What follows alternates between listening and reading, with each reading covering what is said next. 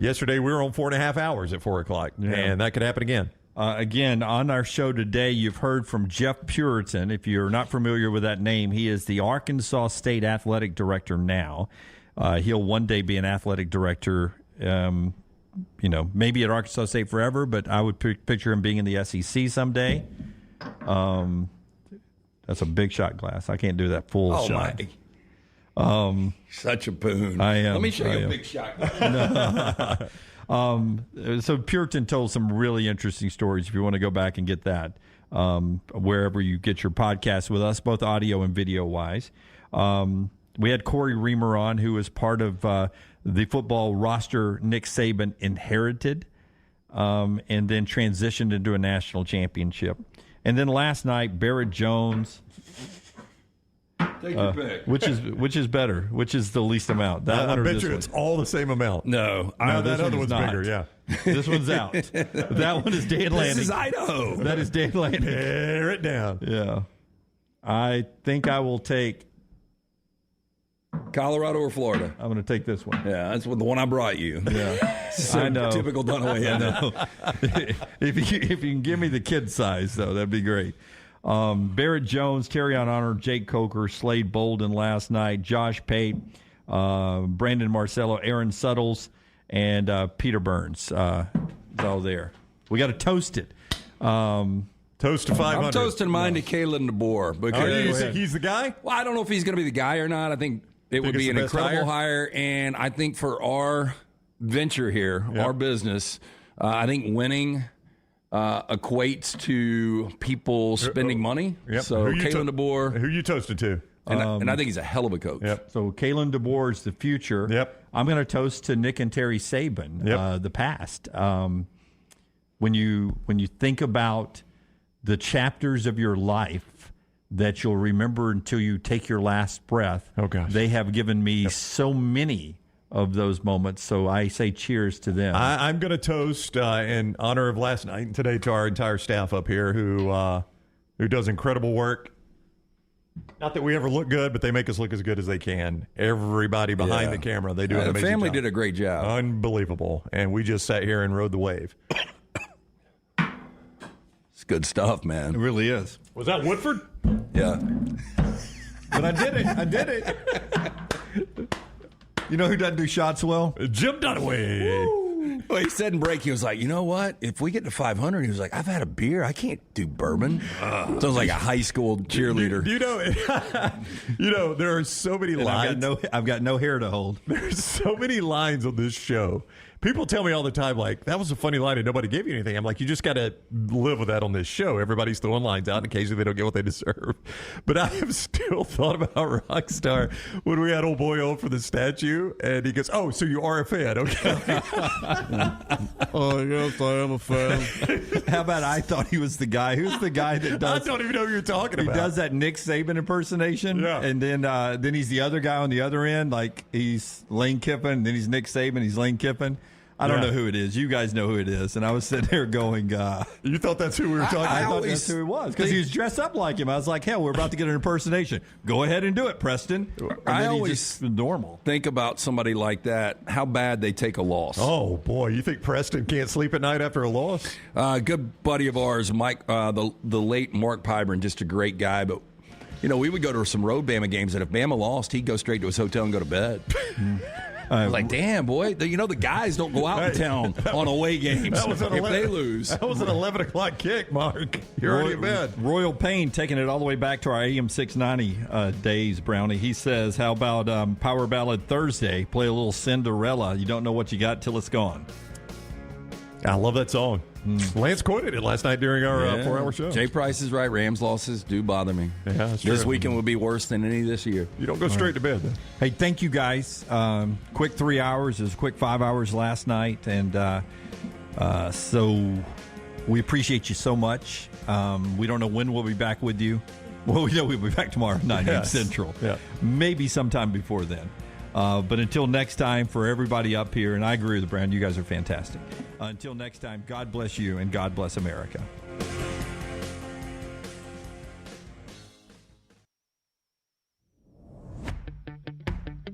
Jim Dunaway, Lance Taylor, Ryan Brown, and Rockstar. Live from the Birmingham Racecourse Casino Studios, the next round, presented by Bud Light, is on now. All right, top of the hour, new show live now on our main platforms all the way around, and everybody's in today on what hopefully will be New Coach Friday in Tuscaloosa, Alabama. Before we get into the developing stories, do you think there'll be a new coach announced or reported today, not officially from Alabama, gut feeling? You know, I forgot how these massive coaching searches went. I don't know why, but everybody wants to be a source. Everybody wants to break something. And I was heard last night, I know the jet is on the way to Seattle. And I felt good about what I heard it from, and then I got a response. I think it's falling through. I am getting a headache with this, and I think a lot of people are. I think something will be done, hopefully, after the reports around the Blue Lake building of the Blue Lake Creeper. For your sake, a mystery man was spotted on property last night. For your sake, hopefully. There will be a... You're the mystery man. You're the Blue Lake Creeper. Hopefully somebody will be named. But There's another creeper? There's two of them? You know, I would feel like if this is Wednesday and we're down the road as far as we are right now, that something would get done by the weekend. I don't know. And, you know, how often do these things really go down on weekends? Well, they don't. It's a holiday weekend. And it will it's a holiday weekend and an NFL playoff weekend. You get buried if you don't make the decision today, or you don't make the announcement today. And if you don't make it today, you really don't want to make it Monday because you've still got another NFL primetime game with the Eagles and your Bucks. And a holiday. Yeah, and a holiday. So you almost want to wait till Tuesday if today's not the day. Yeah, I will tell you there's a lot of you that don't know what's going on behind the scenes. A large number of you do, but we decided yesterday, and by we, I guess me, but it wasn't my idea, that I just threw it out there and you ran with it. And I'm living up here until there's a new coach. So I've been here since... other than going to get my luggage, I've been here since 6:45 Thursday morning, and all through the night and everything. And I was following the tracking of the planes too. Not as much as Emily Grace McWhorter, who is in Tuscaloosa. She's living in Tuscaloosa until we have a coach, I guess. The tracking of the planes drives me crazy. I hope it's today. But everyone's like, you're going to landmine this and you're going to be stuck up there a week. And I think I'm right about this. The Saban search, because of the end of the NFL season, it went on a month, did it not? 1 month, all of December, because he was hired in January. Yeah. Well, he had to let the, this is done away from last night. What are you dribbling a basketball? Yeah. Was that the commemorative Auburn basketball that we're going to get Bruce Pearl to sign? I was only bouncing it on the non-painted side. That was the one that Pat McAfee had in studio. Yeah. Did Pat sign that? The Pat did not. Bruce Pearl is going to at some point. We're going to auction it all for charity. Yeah. Yesterday afternoon, towards last night, I think it was more last night. I got a text from our buddy Richard Holland, Kicking and Coolers. Yeah. Guy that hooked us up at the Doghouse Saloon out in Vegas. And he said, I'm watching Dunaway right now. And he said, I've got a bet with some friends. We have put the over-under at 4 total minutes you've watched Dunaway. What do you think I responded? Under. Well, I just put 0 in all caps. Yeah. But I did turn you on this morning when you were brushing your teeth. Yeah. Because I'd forgotten about it. It was... I told Dunaway it was strange last night. I got sucked in. I tried to watch a movie that you suggested to me, and it's a very good movie, but my phone would not stop buzzing, and I had to take phone calls and things like that, so we just finally gave up on. So you're going to circle back and watch it? Yeah, no, I'm going to finish it. It's got about 30 minutes left, and it is very, very, very good. But Jennifer was like, let's just finish this after Alabama hires a football coach, okay? Because I'm getting plane reports from EG and all that. So, I turned that on in the background while I was returning some texts and things, and I got I told Dunaway, I almost actually enjoyed the parts where he wasn't talking more. So you never watched Big Brother? I watched Big Brother for like a half a season. I think it was their first season. Yeah, so it's been 25 years ago. Yeah, so Big Brother on CBS back in the day was good during the edited show, and then they realized, hey, if we'll just put the cameras up on Showtime, people will watch it. And occasionally I'd flip over to Showtime, and there's just something about, you never saw like nudity or anything like that, but something about being voyeuristic, right? That is just like. But could you hear them? Yeah, you could hear them talking. So you could hear you last night? No. But what I was going to say is a lot of time they were walking around. Okay. They were walking around in silence. That's what I was watching Dunaway do last night. But then this morning, I walk in the den and my wife has got it on already, and she says, "Aw, Scott brought Dunaway breakfast." Just Well, Reed was telling me my niece got up in the middle of the night at midnight and said, "Is Mr. Dunaway still on TV?" Yeah. So I put Been her saying that for years. I put her back to sleep. Really quickly went back. There was nudity on the overnight Showtime version of Big Brother. well, and I that's mean, what I everyone's saying. wasn't Let's watching pray it for that. There's not with the Blue Lake Yeah, Creeper. Can yeah. we get a Blue Lake Creeper T-shirt if this thing goes on for like 2 or 3 weeks? You say there wasn't? I told the story on the platform. 4:42 a.m. That's when I woke up this morning because it's so hot up here, and I was doing what men do occasionally, a little scratching scenario, and then I realized, damn, I'm on TV, and it woke me up, and I couldn't go back to sleep. Yeah. So I don't know what happened during the The night. only caption I saw this morning was "Morning Wood." Was there anything to that? Which I was going to be impressed with you if you can still pull that off. Especially if it was trending, would be really good. But we do have developing news somewhat if you like to put puzzle pieces together, but they don't always mean what you think they mean. So let's go Alabama coaching search first, and this update brought to you by the people that are bringing the live stream. Do you have throw one more piece of video up of just of what we're doing in the triple box outside of the show. It's brought to you by our friends at Hemp Hill. They bring you part of this show. They're also bringing you Dunaway lives up here in the HOH room or the Big Brother house. Look at that. I found the Bandits' luggage last night, Brownie, while you weren't here. Uh-oh, what was it? Were there money in there? Did you get the There's money some out? illegal toys in there. Oh, look at that. Smiling. Still some cash Did you in there. get the cash out of there? Yeah. Pee-wee found some big old panties in there. Hemp Hill Services bringing you part of our coverage today. Our friends at Hemp Hill, heating, cooling, and plumbing. When I talked to Adam yesterday, I was like, okay, here's what we're doing with Dunaway. And I said, look, if something goes down tonight, it's a wash. I was like, there's a chance you get, because it's Dunaway, this thing could be 2 or 3 weeks.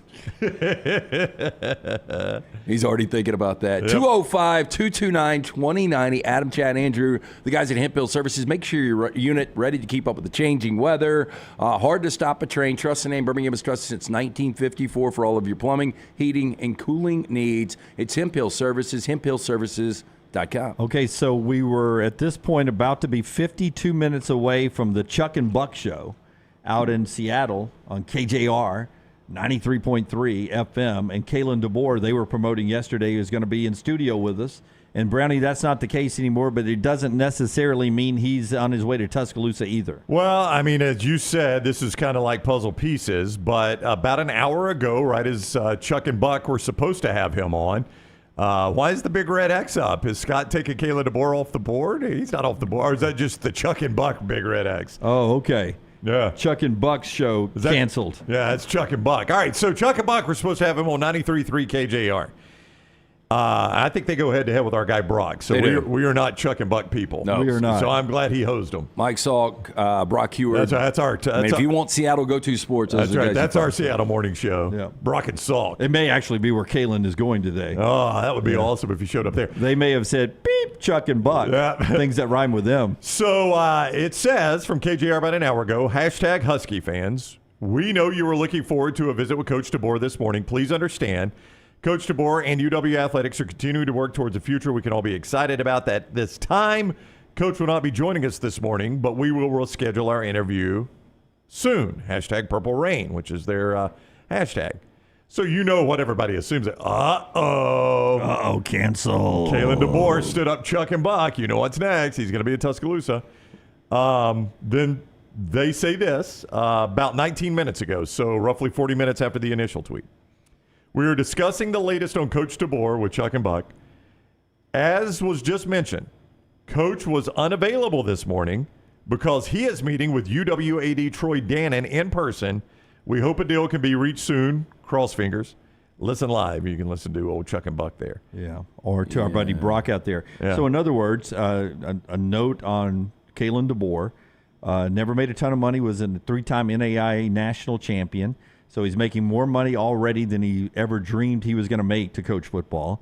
He's in Seattle. He was in the playoffs. And this year, he went from whoever his sports agent was on the rise up from Sioux Falls in the NAIA to all of a sudden becoming a client of Jimmy Sexton.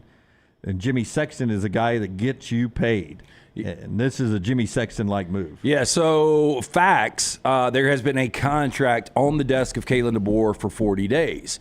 Jimmy Sexton, this is one of those plays. Hey, look, if you run the table, which he did, and you ultimately get to a college football playoff, which he did, and you play for a national championship, you're going to have more leverage than you've ever had here.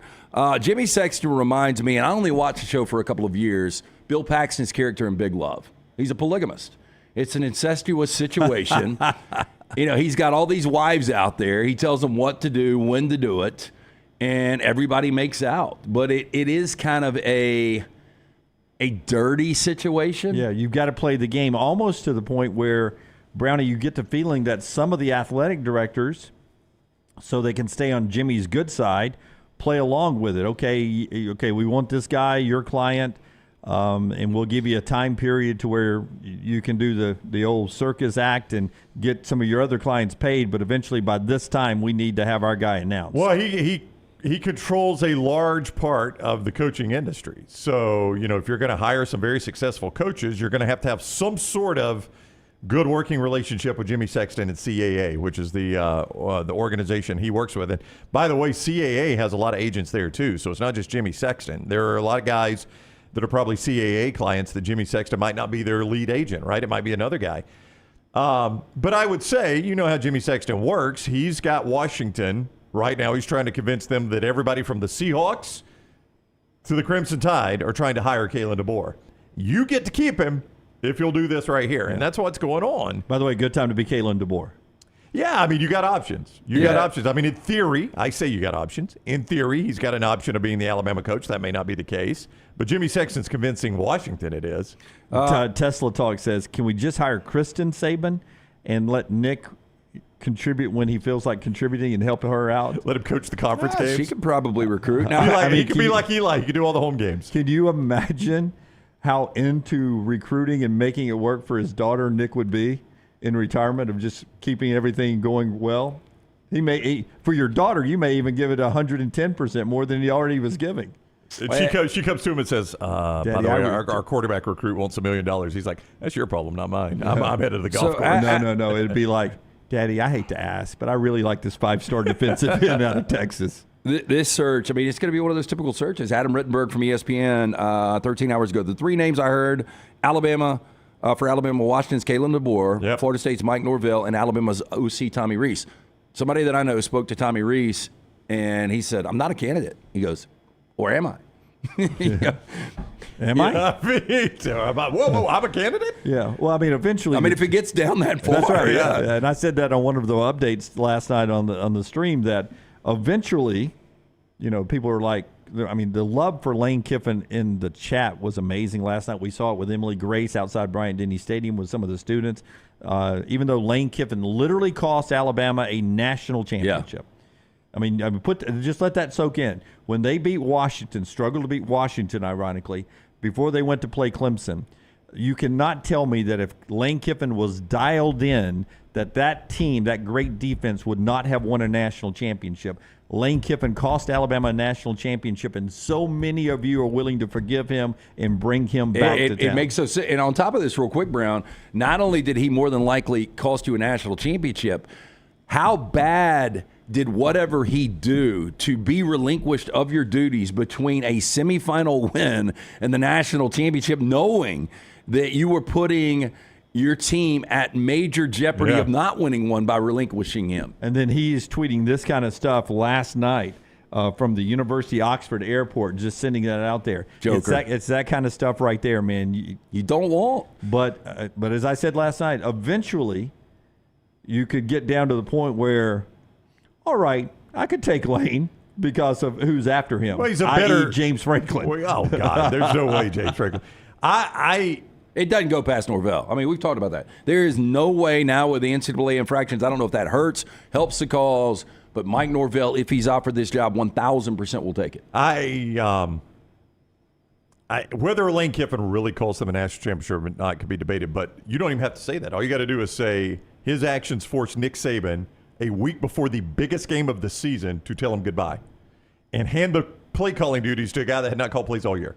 Now, Sark is good at calling plays. That's not like the guy had never done it, but he hadn't done it in a while. That's right. He was having to play Lane Kiffin's guitar. Yeah, exactly. And upside down and left-handed. And so you can debate all you want whether Alabama would have won that game with or without Kiffin. That debate doesn't even really matter. It's the fact that he had to tell him to leave. Now, has Lane matured some since then? I don't know. Maybe he has. Okay, I can tell by the tweet. I know. Yeah. It seems like it's getting worse. Dr. B, and then another update, a question that a lot of people were asking yesterday. Once the NCAA penalties, the first ever about an NIL, came down, does that impact Mike Norvell's status? And then I'll get an update if it's still on the board from Lunsford on the betting odds. He's been keeping that updated throughout the night on the stream. Tell us about Dr. B. T3hair.net. That is the website you can check out for more information on Dr. B. Not only is the hair more than doubled in thickness since I went to see Dr. B about almost 2 years ago, but I also got that Sensus transdermal infuser, Dr. Beckenstein. This enables him to get various medicines and therapies into the scalp where the hair follicles are without using any injections. This is revolutionary, as Dr. B can pinpoint delivery of a patient's genetically specific products without any needles. 3 times a week, I do the non-invasive treatment on the couch, 30 minutes each time. That is it. Again, the hair is more than doubled in thickness since I went to see Dr. Beckenstein. Call today, 205-319-0316. That's 205-319-0316. Tell them the next round sent you. For more information, T3hair.net. Now, I will tell you that last night, Steve Sarkisian sent out a great night to be a Longhorn or something like that, and I sent out a retweet. I'm like, for the next 30 days or until a coach is hired, every time I see this from a big program, I'm going to think that somebody has cherry-picked Alabama's #1 roster.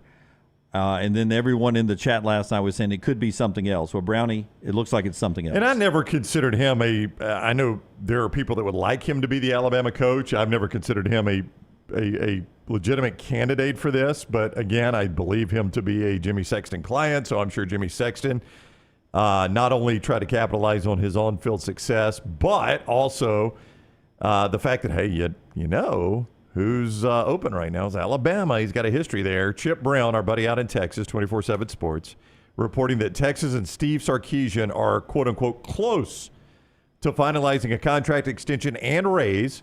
A source involved with the process tells Chip.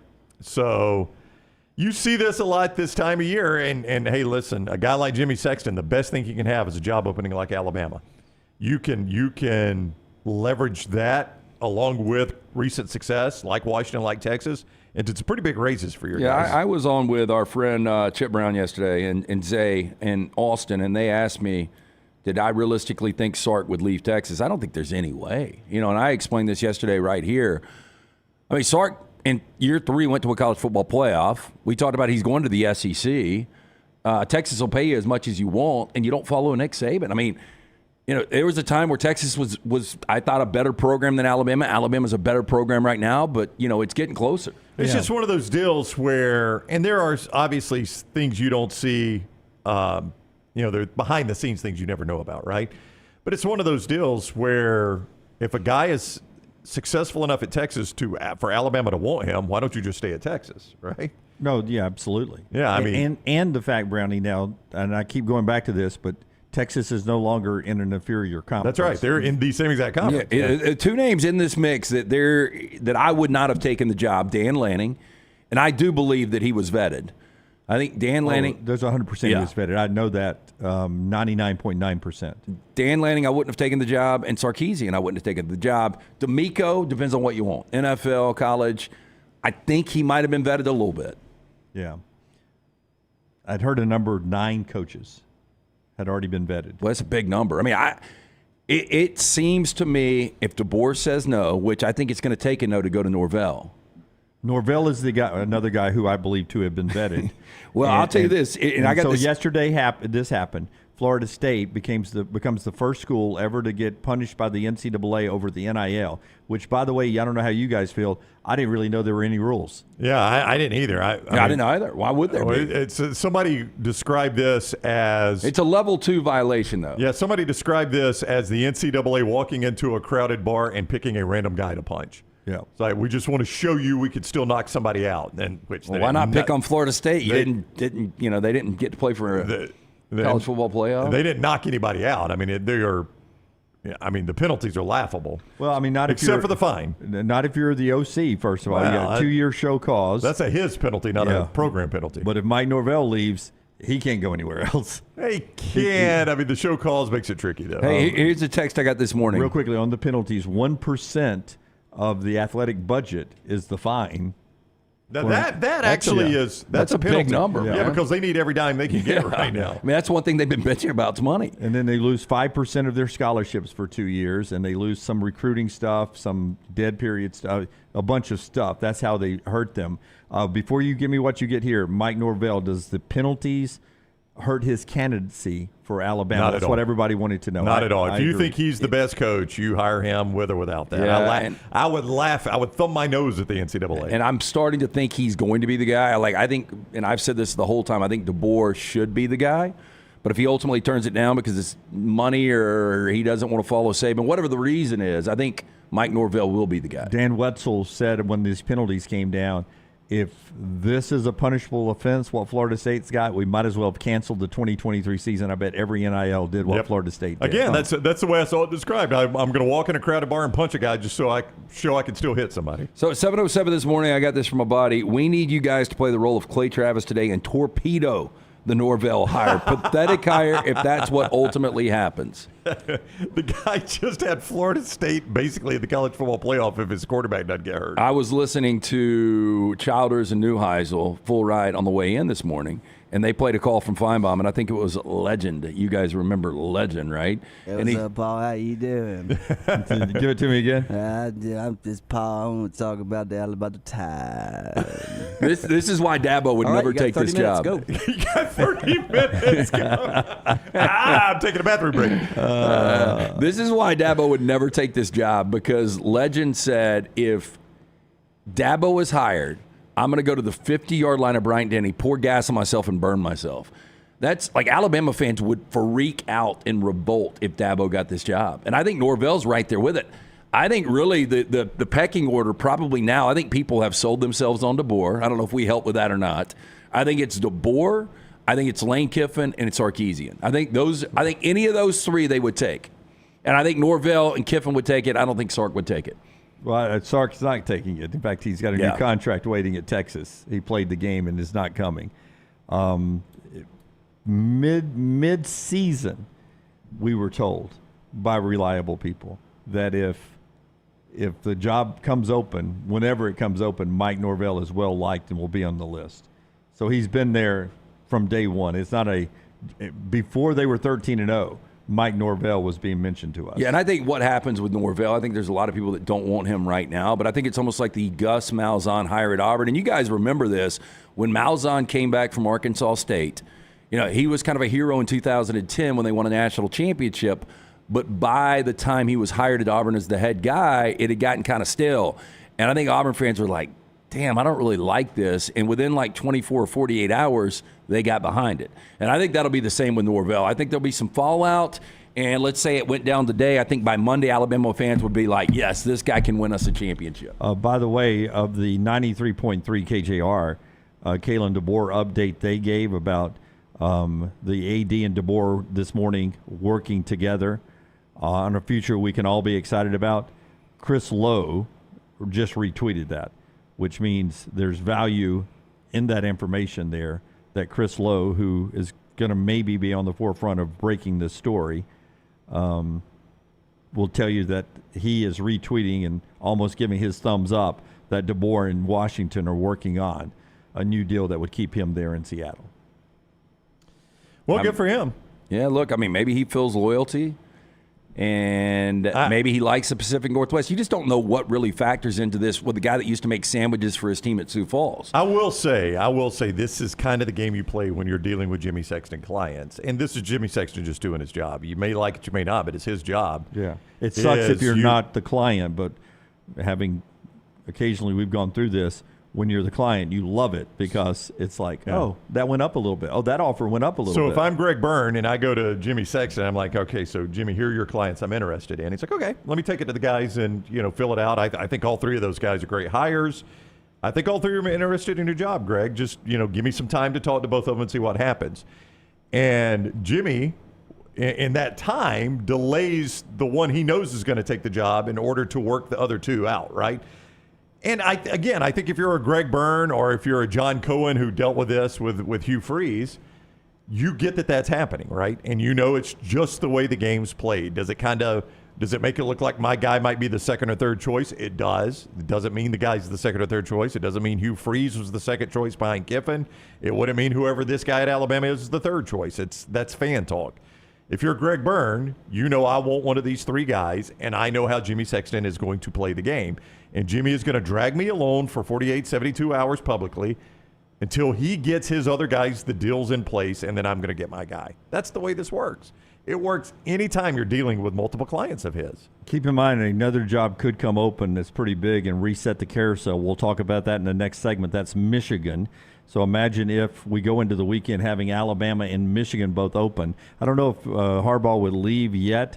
Their parade scheduled for tomorrow morning in sub-zero temperatures. Are you serious?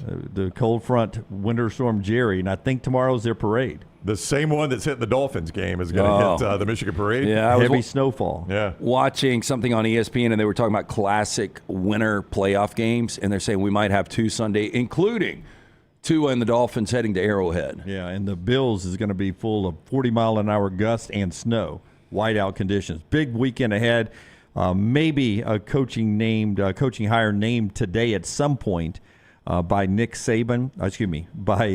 Byrne to replace Nick Saban. You've got a weather aware day when it comes to tornadoes here in our part of the world. So be weather aware. The show being brought to you by New York Butcher Shop, LT. Yeah, New York Butcher Shop, the weekend is here. Probably not a great weekend to grill, but you know what? There's so many other things you can get at the New York Butcher Shop, or you can do your steak like I do the steak. I went to a local steakhouse last night, had a steak, it was really good, but not even close to what I'm able to do with that the black iron skillet and then broiling it in the oven. Try it out if you've never done it before. You're going to absolutely love it. They've got a great selection of the sides ready to go and prepare right there at your home. Also a fine wines, great desserts. New York Butcher Shop, 2 locations for you. Rare quality, well-done service. The original in Cahaba Heights, one on Highway 119 in Greystone. Get in and tell Jim and the guys the next round sent you. The NFL Network's Daniel Jeremiah and Ryan Brown. DJ Football Weekly at Disrupt the Media on YouTube and wherever you get your podcasts. Twin Peaks is the best in the game. Here, you're in the red zone for every college rivalry and divisional matchup all season long. On game day, you never have to decide which teams to watch, only what combination of bites, burgers, wings, and more to order. Plus, where else are your favorite draft beers always poured at a frozen 29 degrees? Only at Twin Peaks, the #1 sports bar. Stick around after the sun sets. Twin Peaks is open really late. Wind down with bourbon and late-night bites. Only at Twin Peaks. When it comes to great clothing, I love comfortable clothing that I can also wear to the golf course or anywhere I go. I get that from Roback. Ryan Brown here for the next round. Whether it is the softest hoodies you'll ever find, they're great quarter zips, the polos, the pants, the crew necks, you can get them all at Roback.com, and we're helping you save. Your first order at Roback.com can get a 20% discount when you use code TNR20. That is Roback.com, code TNR20 for 20% off your initial order at Roback.com.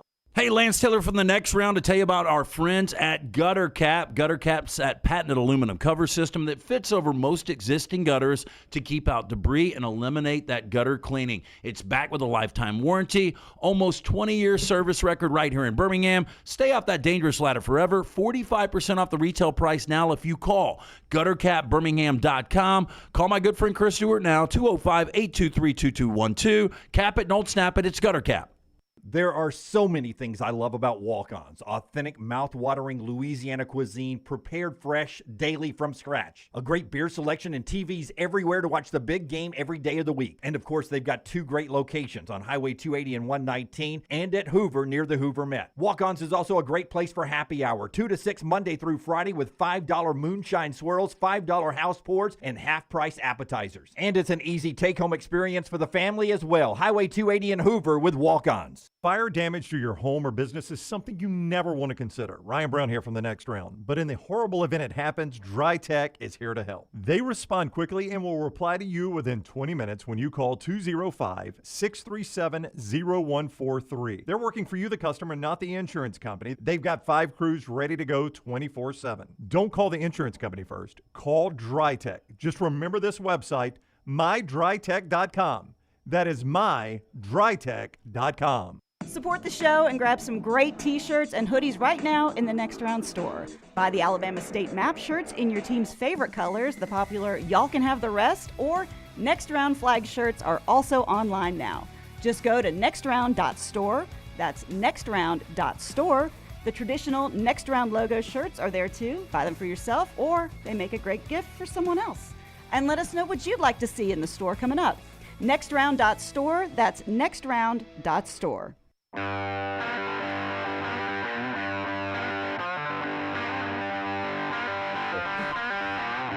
Texas football tweeting, just getting started with Sark and the Hook'em Horns. At Coach Sark, he's got a new deal that's happening today. Kalen DeBoer could be working on a new deal as we speak, according to reports in Seattle. Everybody getting paid. Brownie, social media alive and well. This is, I find this interesting. So I got to figure out who this is. Greg Bell, he's a Seahawks beat writer, but he apparently also works at the University of Washington. So he's being interviewed on KJR. That's the station that Kalen DeBoer was supposed to have appeared on today and did not. Wrong station. Was not able to appear. Yeah, it's not. We do not endorse Chuck and Buck. AJ was in school at Alabama. We know AJ, and he now is with Roll Tide Wire, part of USA Today. And he's listening to this interview, and he says, as I just heard live on KJR, Kalen DeBoer could have had a contract extension done a month ago, but did not want it to distract the team, per G. Bell Seattle. That's the guy I just mentioned. Bell speculates a deal on extension could get done with Washington. Just some of the stuff that's said in these coaching searches. He could have signed a contract extension, but didn't want that distracting the team, because nothing distracts a team more than you saying I'm your coach for a long period of time. And it's so difficult to sign a contract. Don't want that big distraction. But what could go wrong? Like, I saw in the chat room that I love Utah and Washington, and that's the reason I think DeBoer is going to be a great hire. I've just heard from people that really know the game. DeBoer is an incredible football coach, and just watching him, the way he calls games and the way he wins not only tight games, but beats ranked opponents. But what could go wrong with the Pac-12 coach going to Alabama? When's the last time we saw that? From Washington, from you the mean? state of Washington. Michael says DeBoer just got waxed, Lance, by 21 with Michael Penix against a team Alabama should have beaten by 21. I would disagree with the should have beaten by 21 part on Alabama. Okay, it was a 7-point game in the third quarter. I did think there were some mistakes made, but I go back to people saying DeBoer can't recruit. His recruiting classes have been awful. Oh, but they're good enough to beat a Texas team that beat Alabama by double digits in Tuscaloosa, and they're good enough to play for a national championship. Give him the resources and the recruiting base, the fertile recruiting base of Alabama, and watch Kalen DeBoer. He will be a dominant coach. It's not going to happen now based on the way this thing's playing out, I don't think. But if you're an Alabama fan, you want the I don't know who watched the Rose Bowl and thought Alabama should have won by 21. That was my problem. Yeah, I thought they should have lost by 14. Yeah. Oh, they should have won the game. Yeah, but not by 21. Yeah. Alabama was but not if Michigan 21 points doesn't, better. Michigan made mistakes they haven't made all year. Yeah, but sometimes the situation forces those mistakes. 2013, fourth down. That's an opportunity to win the football game at that point with 3 minutes left. Haley, one of our great female listeners, Nick Saban, even 2 days now into retirement, still making college football coaches money all over the country. Right. He's done it for years. It started when he left Miami to come to Alabama and reset the market for what coaches get paid, and it's been bumped up every year. He is making money for coaches through Jimmy Sexton there. The show being brought to you by our friends at Legacy, LegacyCreditUnion.com. Several things I want to tell you about with our friends at Legacy, but it starts 100% with trying to get you out of a bad credit card situation in 2024 and get you into a situation you can manage that and actually free yourself of that credit card debt. And that starts with the Legacy credit card, where they've got no balance transfer fees and no annual fee. And when you move that high interest balance, I mean, some of you are sitting there with a 20% or higher, close to 30% interest rate on a huge balance. Transfer that over to Legacy, LegacyCreditUnion.com. And for 6 months, that interest rate is only 2.99%, 2.99% annual percentage rate, Terms and conditions may apply. Go to legacycreditunion.com. And again, the credit card rate itself is only 8.90%. Get all the details, legacycreditunion.com, legacycreditunion.com, federally insured by the NCUA. All right, back to the conversation about the coaching search and people saying, why do we love DeBoer? We told you that. What makes us, or some people think... And real quick, how's he unproven? Like, I just saw somebody say he's unproven yet. Well, he's just proved it in one season at Washington. I guess he hasn't...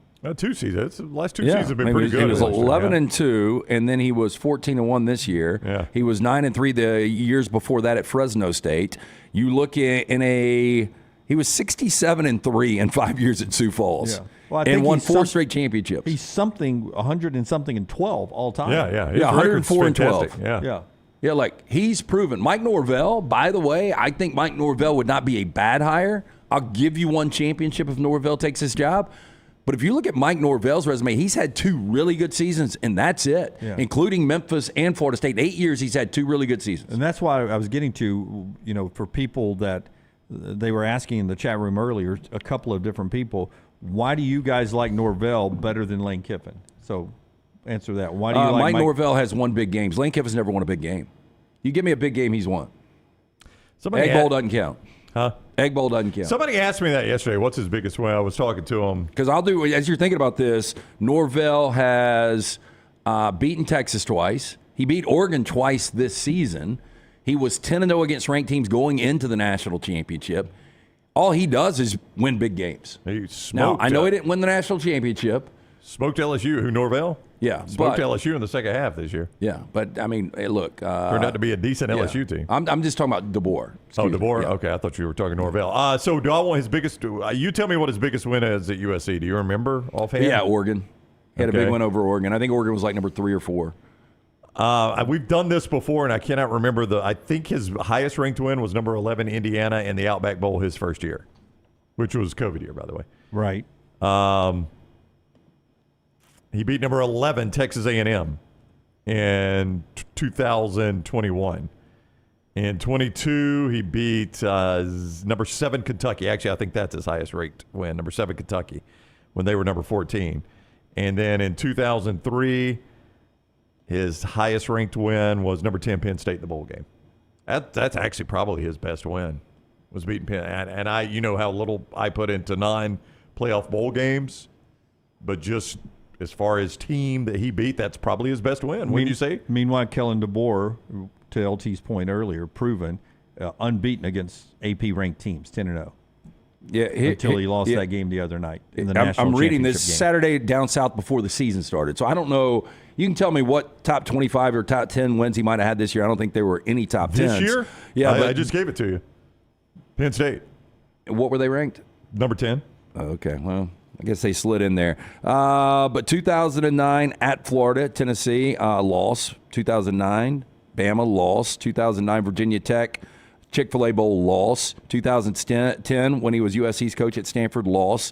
Oregon, loss. 2011, Stanford, loss. 2011, Oregon win, the 38-35 over number 4. I think that's his best. 2012, Stanford loss. 2012, Oregon loss. 2012, UCLA loss.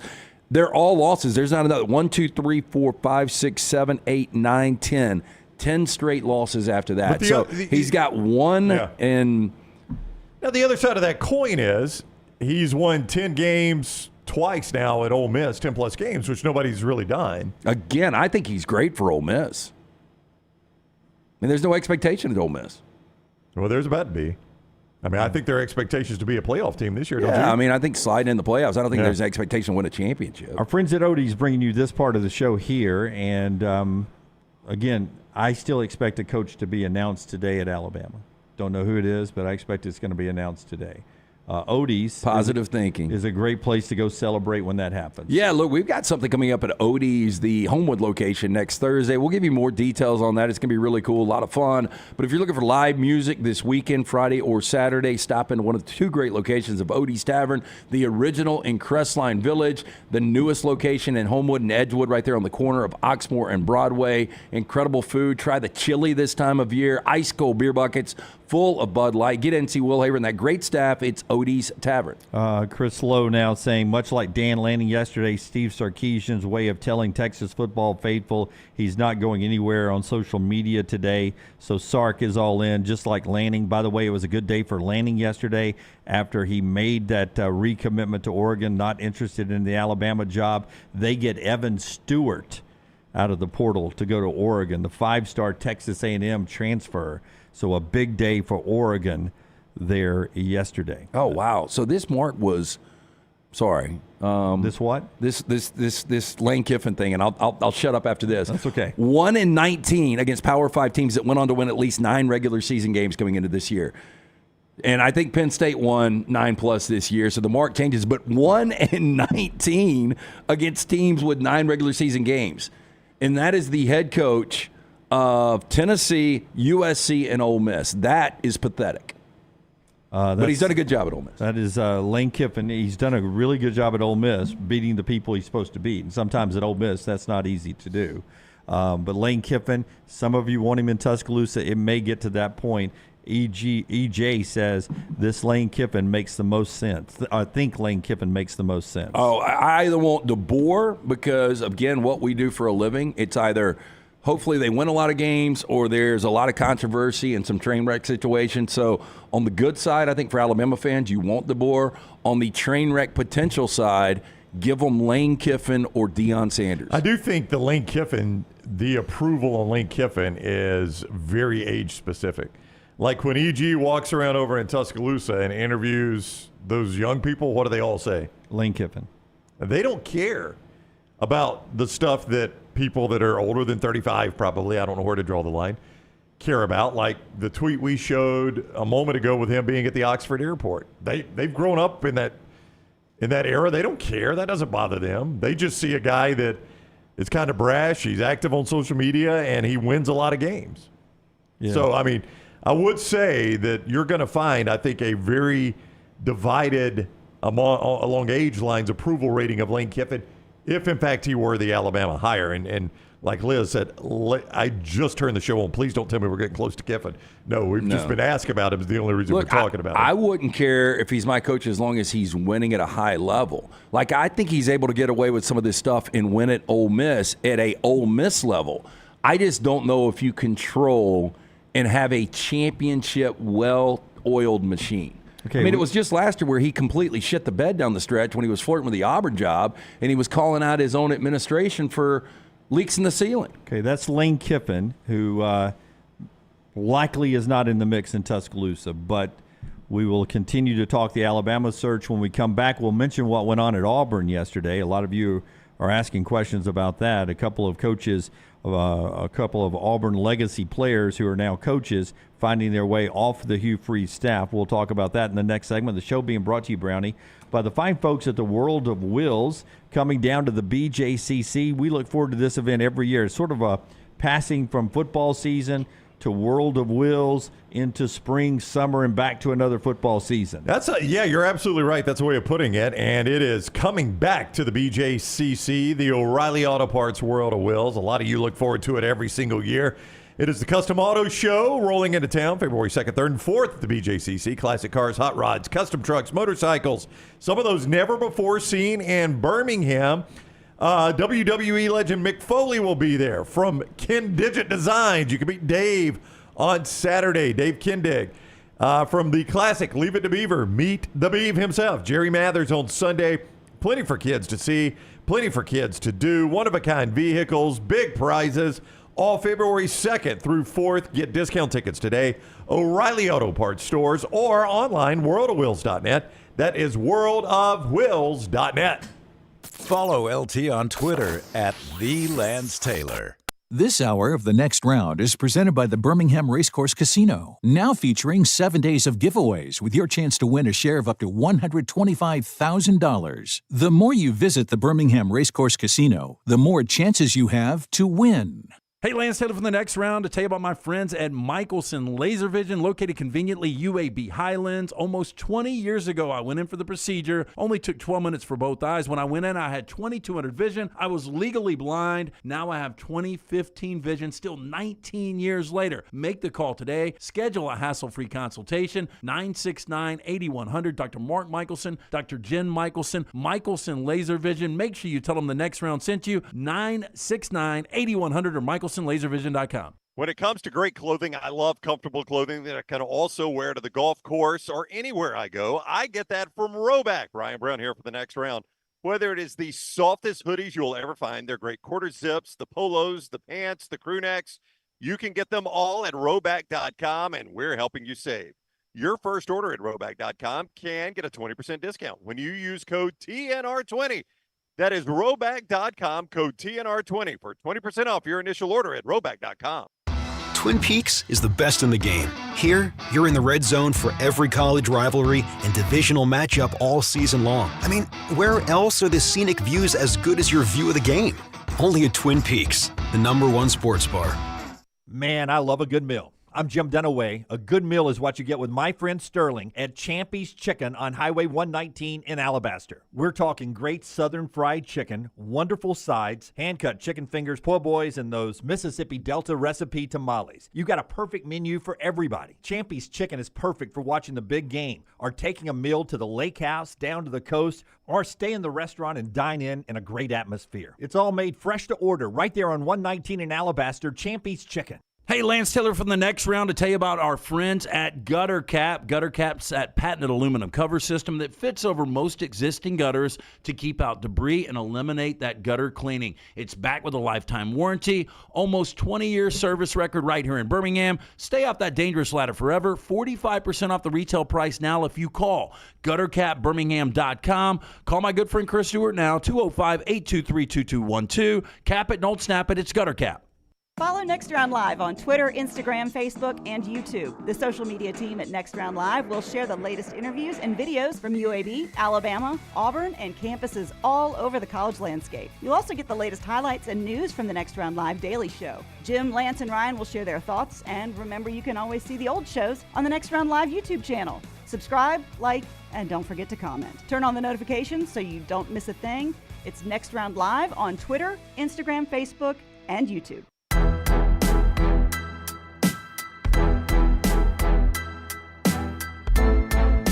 Show being brought to you in part today by our friends at the University of Montevallo, montevallo.edu. Schedule that in-person tour right now by going to montevallo.edu and getting all the information you need right there. Some things I love about Montevallo versus a parent of a student there, the tuition was fantastic. Costs so much to go to college now. Get a great value at the University of Montevallo. Great education, great price. Also, 23 NCAA Division II fully funded scholarship sports. Great campus life, great buildings going up. Check out Montevallo, montevallo.edu. Also by our friends at Hempill Services. Yeah, 205-229-2090. The guys that are actually sponsoring the man walking the halls of the Blue Lake building. Make sure you make that call today. Make sure your unit is ready to keep up with this changing weather. 205-229-2090. Hard to stop a train. Trust the name. Birmingham has trusted since 1954 for all of your plumbing, heating, and cooling needs. For more information, hemphillservices.com. Okay, we'll continue with the Alabama coaching search conversation until there's a coach, obviously.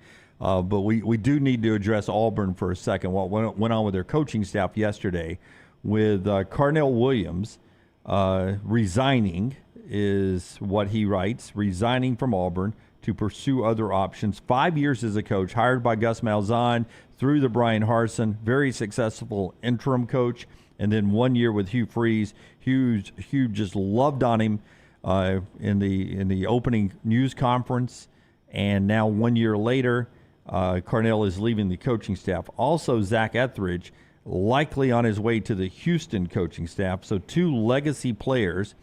Etheridge has been there 3 years, Carnell 5 years, two legacy players leaving the coaching staff there with Hugh Freeze. Yeah, I mean, this is really surprising, and you'd love to really know the story, and I think ultimately a lot of this will come out. But one of the biggest fan favorites of all time is Carnell Williams. Not only what he did on the field, but a guy that kind of held together 2022 when Harsin was let go, went 2-2 as an interim coach. That went over A&M. I mean, that was that was a championship-like atmosphere at Jordan-Hare that night.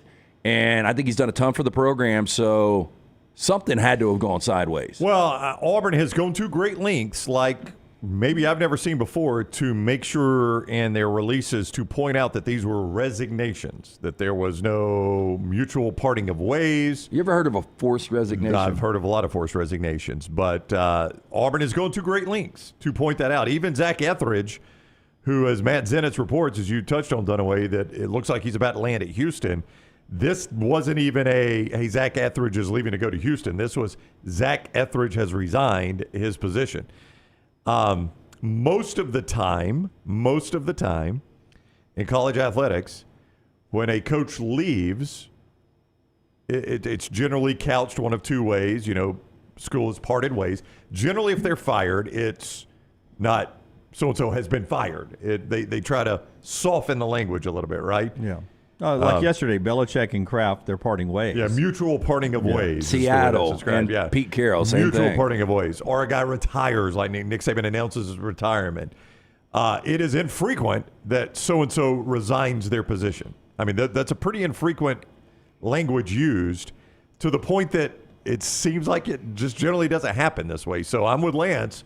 When you see two coaches, especially one that is as beloved as Cadillac, Zach Etheridge is not quite on Cadillac's level. Yeah, technically, I think Zach. I mean, he's recruited. I mean, he's been a part of coaching 3 really good defensive backs. Oh, he may be the better coach. I'm not arguing. Yeah, I wasn't going to go there. I'm just saying that he's got some pretty good credentials right now. Yeah, and I'm not even going to argue that he's not the better coach. I'm just saying on the beloved, like if you rolled out former players and they announced Cadillac and then Zach Etheridge, who gets the bigger cheer? It was 100%. Yeah. It was an Auburn fan fest. That's right. At every game last year that he was the interim head coach. I will say this: Hugh Freeze. Let me put it this way: do you think Hugh Freeze had to have Carnell on his first coaching job? I think he was probably told it is a condition of taking the job. Yeah, yes. You're going to get the job, but we cannot get rid of Carnell Williams. I think that, and I think it was also, I think Hugh Freeze is an intelligent guy. He knows that he needed Carnell. You got to have a guy on that staff that can let you know where the bodies are buried. Yeah, but 1 year later, you want to have your coaching staff. All the guys you want to have on your coaching staff. Yeah, look, maybe they just didn't jive together, Yeah, so to me, I know there's probably a story behind why it's happening, but to me, in the big scheme of Auburn's progression to winning football games, this is a very natural progression. A couple of guys are held to help keep recruiting, to help me learn about the roster, where I should go for a meet and 3 in town, and then after one more year, then I bring in the rest of the guys I want to coach with. But you know what normally happens in those situations is normally in those situations, the head coach goes to the assistant, goes to Lance and says, hey, look, I really appreciate you helping in the transition. I'm going to go a different way at your position. I want you to stay on through signing day. I want you to help out. I'm going to give you some time to find a new gig. But, I'd like to have this wrapped up by mid-January if you can find the new place to go. If you need any help from me in finding a spot, I'll be happy to talk to any head coach for you. And I'll rave about you. I'll rave about you. You've done great for us, but I just want to go another route at your position. Rarely does it end up with so-and-so has resigned. Normally it is Carnell Williams is leaving the program to take another job at Memphis or Mississippi State or Georgia or wherever. Zach Etheridge is leaving to take another job at Houston. It's just odd to see 2 guys resign their position. Yeah, especially as good as they were as Auburn football players. These are not guys you hired out of the blue. These are, to certain levels, Auburn legends. Yeah, it's not Tosh Lapoy and he's going back out west. Yeah. These are 2 guys who will come back on days you honor great Auburn football teams. Yeah, I'm just saying you don't see this very often. Blakely's Bouquets, bringing you part of the show. We'll jump back into the Alabama search and just sort of give you Derek Nix is the name everyone is talking about. Ironically, another Etowah County guy on Cadillac. Derek Nix played at Southern Miss, has been on SEC staffs. Hugh Freeze, very familiar, but I have not seen that official anywhere yet, right? Derek Nix, Brownie? I've not seen it, but there's a ton of speculation about it. That's right. It would be a common dot to connect at that point. Blakely's Bouquets, back to the Alabama coaching search. Brownie will give us a capsule of where we stand right now at 9:54 Central Time. Blakely's will give you a bouquet for any occasion. Send it to someone anywhere in the country, and some local deliveries as well, too. 205-579-4900, 579-4900. We're going to get into prom season pretty soon. You got weddings, funerals, anything in life where you need flowers or a gift. Blakely'sBouquets.com, Blakely'sBouquets.com. The full-service flower shop right on Oxmoor Road, downtown Homewood. Blakely's Bouquets. I love these folks. They are fantastic at what they do. You should not go anywhere else for flowers. Blakely'sBouquets.com. Brown, in a nutshell, before we get to Todd Fuhrman. Fuhrman's going to talk to us about the NFL playoffs coming up and how weather impacts that in the next segment, and we'll continue the college coaching thing all day long. But you're really good about putting things, a bunch of stuff, into a little update for me here. Where do we stand right now, Brownie? Well, and I'm not saying any of these guys have been offered the Alabama job. I'm just saying these are names that have been mentioned in conjunction with the Alabama opening. Dan Lanning cashes Staying at Oregon. Staying at Oregon, cashes in on a new contract extension to stay at Oregon. And got Evan Stewart, by the way, in the portal. Watch out. Big get. Steve Sarkisian. Staying at Texas. Staying at Texas, cashes in on a new contract extension. Mike Norvell. Waiting. Mentioned in an NCAA report, though I will say the NCAA went out of their way to say he handled everything properly. Exactly. They pinned all of this on the offensive coordinator. I got a text from what I think is one of the more credible guys, and he said that he heard Mike Norvell was offered the job and needed the night to sleep on it. If I'm Greg Byrne, you need a night to sleep on taking the Alabama job, coming from Florida State. No, thank you. Yeah. Nick Saban slept on it for 3 nights. Well, you can do that if you're Nick Saban. Yeah, no, I would have let Nick Saban sleep a month. He could have hibernated. Kalen DeBoer missed a radio appearance, canceled a radio appearance today. He was supposed to make that radio station, the Chuck and Buck Show, the #2 sports morning show in Seattle. Says that the reason he missed was he was in personal meetings, face-to-face meetings, with the Washington athletics director to hammer out his contract extension. Please don't go. Please don't go. No. Probably staying at Washington. Can we put that into probably staying at Washington? I would lean that way, but don't do that yet, you say. Well, I mean, these coaches and Jimmy Sexton clients, I would never say probably or doing anything. Yeah. That's just me saying that. Is there anybody I left out? Tommy Reese, still in Tuscaloosa. Tommy Reese? What was his quote? I'm not a candidate. Am I? Or am I? Pat Shurmur. He was in the odds. I've never figured out why he was in the odds. I know. I said that last night. I said, but then, and my guy. I mean, I'm all in now on 33-year-old Glenn Schumann.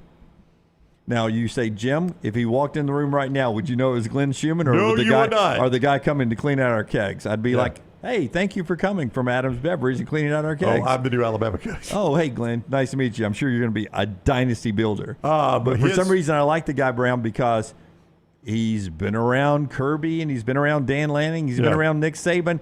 I think he knows how to recruit. For those that don't know who Glenn Schumann is, he was at Alabama. He for a period of time. Student assistant, graduate assistant. He is one of the plethora of defensive coordinators Georgia has. Yes. I think he's actually the one with the title. I think so, too. But I think they got a lot of them there. I will say his head coach is out on the road recruiting. I just saw on Twitter their first day out recruiting. So I'm assuming that's where Glenn Schumann would be right now. So the dead period's over and Alabama doesn't have a coach? That is appears to be accurate. Okay. They don't have a head coach. If you don't think Nick Saban's still recruiting for that team, you're crazy, though. Thank you, Nitro. Glenn Schumann is Bama's best option. Now, he's a Georgia fan, but I like me some Glenn Schumann. We'll see how it all shakes out moving forward. And why is there urgency, you say, Jim? They don't play. Why, again. Jim? Because things like, you started hearing it yesterday, Ohio State interested in Caleb Downs. This is a great roster. Great roster. 28 days they've got. A 28-day window now that they can leave and transfer anywhere they want to leave. Every ticking of the clock, every hour that we give you an update, there's somebody contacting somebody on that Alabama roster, and that ain't good. That ain't good. More on the odds for Alabama to win the national championship. I got a thought on that after we talk to Todd Fuhrman in the next segment. The show being brought to you by our friends at Redmond Vodka LT. It Toast of the town. is a locally owned and operated product. You're hitting a bar, restaurant this weekend, ask for it by name. If they don't have it, tell them to get it. Available at your local package store, including the Beverage Place, Pink Package, ABC stores available in 22 states, gluten-free, 8 times distilled. Pick it up this weekend. It is Redmont Vodka. All the SEC with our all-SEC analyst, Roman Harper. Thursdays at 9:25. The wait is over. Tonali has arrived. Beautifully distinctive Italian styling and performance. Come test drive the all-new 2024 Alfa Romeo Tonali plug-in hybrid at Alfa Romeo of Birmingham. The all-new Tonali offers best-in-class horsepower and torque, fastest 0 to 60 times in its class, plus best-in-class range with full electric charge. And best of all, qualified Tonali leasees are eligible for up to $7,500 EV tax credit factored into your lease. Hurry down to Alfa Romeo of Birmingham and experience the all-new Tonali. What are you waiting for? It's non-stop gaming action at Birmingham Racecourse Casino. Come play more than 900 of the latest and greatest games around, featuring fun bonuses and big jackpots. You can wager and win on horse and greyhound races from all over the world. There are more ways to win at Birmingham Racecourse Casino. Birmingham Racecourse Casino, located off I-459, exit 31, Derby Parkway. Must be 21 or older. Hey, there's nothing worse than waking up to a plumbing problem. Don't get caught in a flooded house. Call the guys at Hemphill Services. Adam, Chad, and the team at Hemphill are the only ones I trust to fix it and fix it right the first time. Hemphill Services does it right and always at a fair price. For all of your plumbing, cooling, and heating needs, trust the name that Birmingham has trusted since 1954. That is Hemphill Services. Call now, 205-229-2090. That's 205-229-2090. Hey, Lance Taylor from the next round to tell you about our friends at Gutter Cap. Gutter Cap's that patented aluminum cover system that fits over most existing gutters to keep out debris and eliminate that gutter cleaning. It's backed with a lifetime warranty, almost 20-year service record right here in Birmingham. Stay off that dangerous ladder forever. 45% off the retail price now if you call guttercapbirmingham.com. Call my good friend Chris Stewart now, 205-823-2212. Cap it, don't snap it. It's Gutter Cap. When it comes to great clothing, I love comfortable clothing that I can also wear to the golf course or anywhere I go. I get that from Roback. Ryan Brown here for the next round. Whether it is the softest hoodies you'll ever find, they're great quarter zips, the polos, the pants, the crew necks, you can get them all at Roback.com, and we're helping you save. Your first order at Roback.com can get a 20% discount when you use code TNR20. That is Roback.com, code TNR20 for 20% off your initial order at Roback.com. Stop by the New York Butcher Shop and pick up the finest in certified Angus prime beef steaks and burgers, premium pork chops, ribs, and all-natural chicken cut to order just for you. Their chef-prepared entrees and side dishes are the perfect dinner-to-go choice for your family and are ready to heat at home. With a great selection of fine wines and desserts, the New York Butcher Shop is your one-stop dinner shop. 2 locations to serve you, Cahaba Heights and on Highway 119 in Greystone. The New York Butcher Shop, rare quality, well-done service. Jim Dunaway, Lance Taylor, Ryan Brown, and Rockstar. Live from the Birmingham Racecourse Casino Studios, the next round, presented by Bud Light, is on now. I'm trying not to cuss on the platform anymore. Good job, Jimmy. Clean it up. But I almost called you the D word right there. That was the biggest comment. That was a funny line. wasn't being what you would perceive a dick. All I said is at some point this weekend, I will come have some cocktails with you up here. Because? I don't think we're going to have a coach name today. Oh, no, Lance. What are you doing? I think I'm here all weekend. I mean, I'm pulling for something to go down today. But if it doesn't go down today, there's a chance it goes to Tuesday. So all Jim needs to be cut loose here is a press release. It doesn't have to be a introductory press conference. No. As long as it's him holding up a jersey. No, just a valid announcement. Then you are freed. A Chris Lowe report. What about a Chris Lowe report? That's as good as a press release. Yeah, we will pardon you at that point. If it is, who are you pulling for as an Alabama fan, real quick though? At this point, I've put my allegiance to Glenn Schumann. So if Schumann is the guy, will you get a script A, Tat? I will not. No. Glenn Schumann, huh? That is where I am right now. Okay. He's got a lot of head coaching experience. He's got 0. That'd be 0. Yeah. Hey, Kirby didn't either, though. He did not. Neither did Dan Lanning. I think Kirby, look, and Lanning is more in line with Schumann. Kirby, we kind of knew was going to have success, right? Didn't you have that feeling, especially when he got the Georgia job? But I've felt that about guys, too, before that have failed. We have got somebody up here, not a credible source at all, that's like, Kirby Smart. It could be the curveball. That would be a curveball. He's right. We got one guy who's keep going on Kirby Smart. As we go to Fuhrman, tell us about our friends at Johnston RV Center Brownie. I-65 exit 304 in Coleman, 334 in Decatur is where you find Johnston RV Center. You're going to start hearing a lot about RV shows. So they say do not wait for an RV show. They have it going on right now at Johnston RV Center, both locations there. And they've got the new stuff from Forest River and great previously owned stuff. You do not sacrifice lifetime warranty on that previously owned stuff if it's under 2 years of age. All the new and under 2 years of age previously owned, covered by a lifetime warranty. Johnston RV Center, I-65 exit 304 in Coleman, 334 in Decatur, and always online at johnstonrvcenter.com. As we go to Todd Fuhrman on the johnstonrvcenter.com hotline, we ask all of you watching us on YouTube, hit that thumbs up. That is very helpful to us. And if you're just lurking here watching the show, have not subscribed, please do that too. We're growing there, and we appreciate it. And make sure you set your alerts so you know when we're live. What is up, Fuhrman? How are you today? I'm doing well, gentlemen. Hopefully you guys are holding up. And Dunaway, my thoughts and prayers to you over the next 72 to 96 hours. Oh, so 96. So you, too, do not think a coach is going to be named today? My biggest concern is the longer this goes on, the more problematic it becomes. But I am not overly optimistic that the deal gets done today. And to Brownie's point, if we don't see something finished on a Friday, we may have to wait through the holiday weekend. So it'll be interesting to see what unfolds. Are the betting odds, they keep occasionally being pulled off of some of the boards we're looking at. Just tell everybody how this is moving in Vegas. Can you still bet on the Alabama coaching job? Here's the thing with betting odds. They make a great piece for conversational fodder when it comes to next coach being hired, but these are pretty low-limit markets where you're talking about smaller bettors. Odds makers are doing as much guesswork as anybody else when it comes down to it.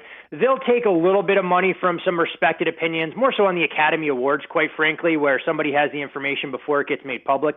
Then they do these coaching searches, and it reflects the narrative that's going around. I mean, if you see a high-profile college football reporter share a name, suddenly that name goes catapulting up the list, and that's odds makers trying to protect a little bit of their liability. You can't actually bet into those markets out here in the desert, so that's a lot more for the MyBookie.ags of the world and a lot of the offshore. So keep that in mind when you're looking at some of the volatility taking place now. It is the most volatile thing I've ever seen. I mean, obviously you're not going to see, outside of a Pat Mahomes getting food poisoning and not playing tomorrow night against the Dolphins, you'd see a rapid movement there. But Fuhrman, I mean, when you've got a guy like Dan Lanning to go from minus 500 to an hour later, Kalen DeBoer is minus 200. I mean, it absolutely makes no sense. You really are buying a lottery ticket on some of this stuff. 100%. And unless you have intel that's not being circulated publicly, those numbers are moving based off what these odds makers are seeing in terms of being reported. It's not like anybody has inside knowledge of the situation for the most part. And if they do notice an irregular betting pattern that may come from a certain zip code or something along those lines, they'll pull them off the board because they want to use it as much to gain some marketing cachet in terms of it being a money-making market. There is a fraction of dollars that'll take place there compared to some of the college basketball games we'll see tonight. There's a good chance that an IPFW Robert Morris matchup will do significantly more handle than what you'll see on the head coaching market. Tell me about it. I lost with Drexel and Hofstra last night. Wow. Do you know where both those programs are located, Dunaway? That's usually the litmus test before you're betting college basketball to make sure you know where the program is located, let alone their key performers. Are one's in Philly? Yep. That is correct with Drexel. Is the other one in Peoria? No, Hofstra is located in the New York, New Jersey area. So you weren't even in the right time zone. So little to say you probably didn't deserve to win that bet. Peoria? Oh, it wasn't just a bet, Fuhrman. It was 2 legs of a 3-team parlay. That the other one, third leg. The other one I hit. Tulane stayed within 7 of Florida Atlantic. Yeah. Hey, look, we all need those Dunaway locks. And, Lance, if you're looking for a college basketball expert to bring under your umbrella, Dunaway fades could be an extremely profitable categorization. Hey, before we get into this wild card weekend, Fuhrman, I mean, college basketball, this has been an insane weekend because of not only the national championship game on Monday, but because of 3 coaching legends within 24 hours all getting out of the game. It's kind of gotten covered up, but the unpredictability in the top 25 has been pretty amazing. How's the betting market been right now in college hoops? I think this is the time of year where you start to see, pretenders get separated from contenders, rubber meets the road, and all the other cliches that we use to describe conference play in college hoops. And when we look at a team like Houston that have been unblemished, they go into Ames for the first time as a member of the Big 12, drop that game as a modest 1.5, 2-point favorite. We see a team like Clemson that was more or less a paper tiger really struggle to gain their footing in conference play. So this is the time of year where you'll start to see a lot of those teams that don't play a ton of true road games during the non-conference portion of their schedules in November and December really have their hands full in terms of figuring out who they are roster-wise.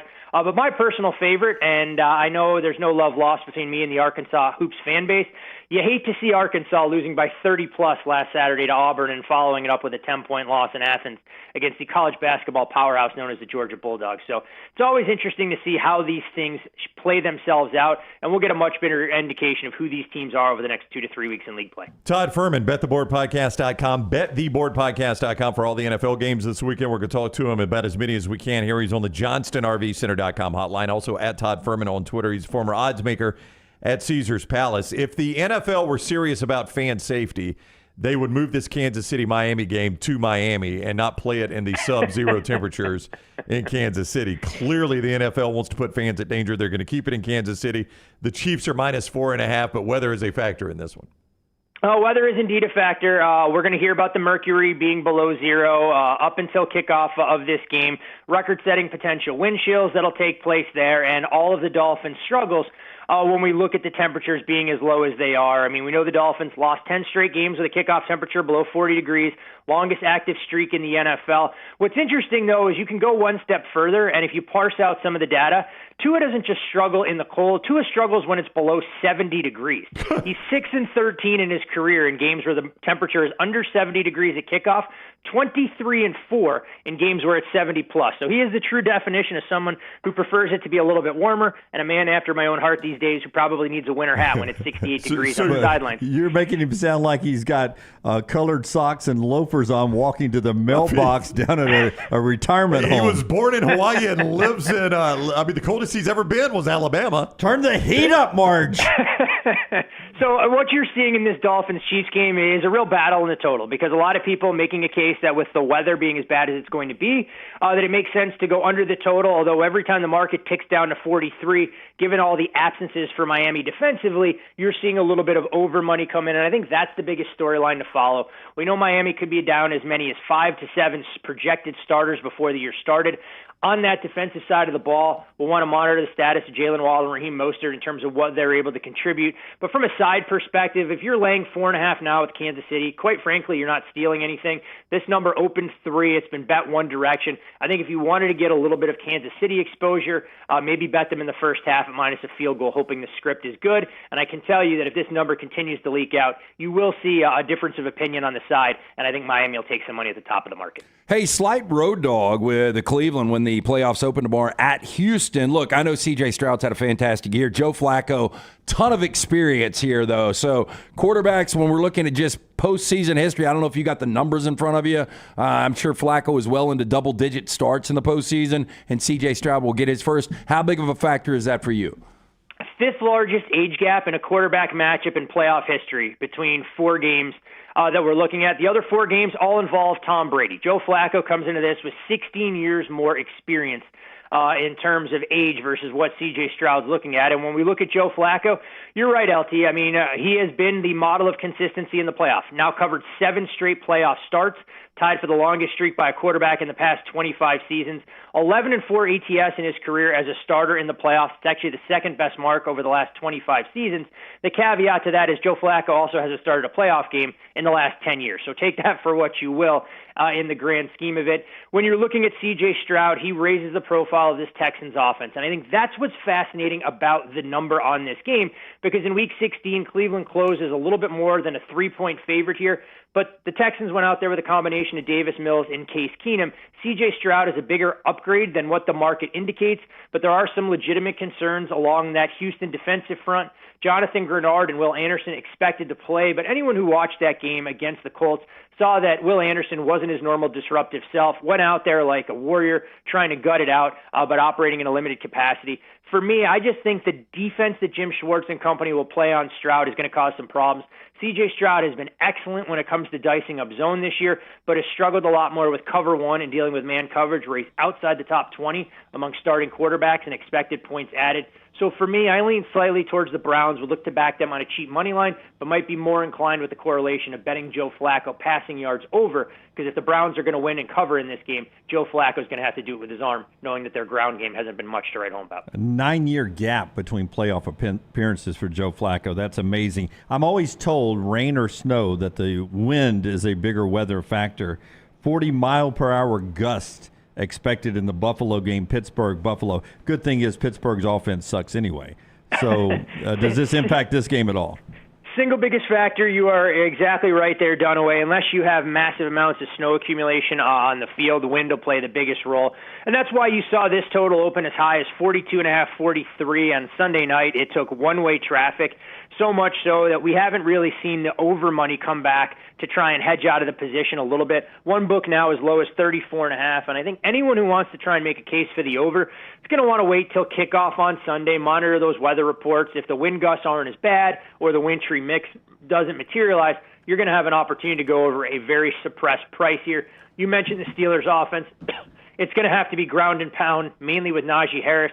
I don't think they want to trust Mason Rudolph to throw it in these conditions, where for Buffalo on the other side, they've developed an identity as a run-first team since Joe Brady took over for Ken Dorsey. I do think you're going to see some money come in on the underdog as well, though, and that's more general principle. When you have a total this low and a team that's got to win by margin, it puts them in a difficult spot. So I think you'll see some Steelers money start to come in as this total continues to leak down. Let's talk about America's team, the Dallas Cowboys, with Todd Fuhrman. BetTheBoardPodcast.com, at Todd Fuhrman on Twitter. They are a 7-point favorite at home over Green Bay, the key being at home. That's where Dallas plays ball.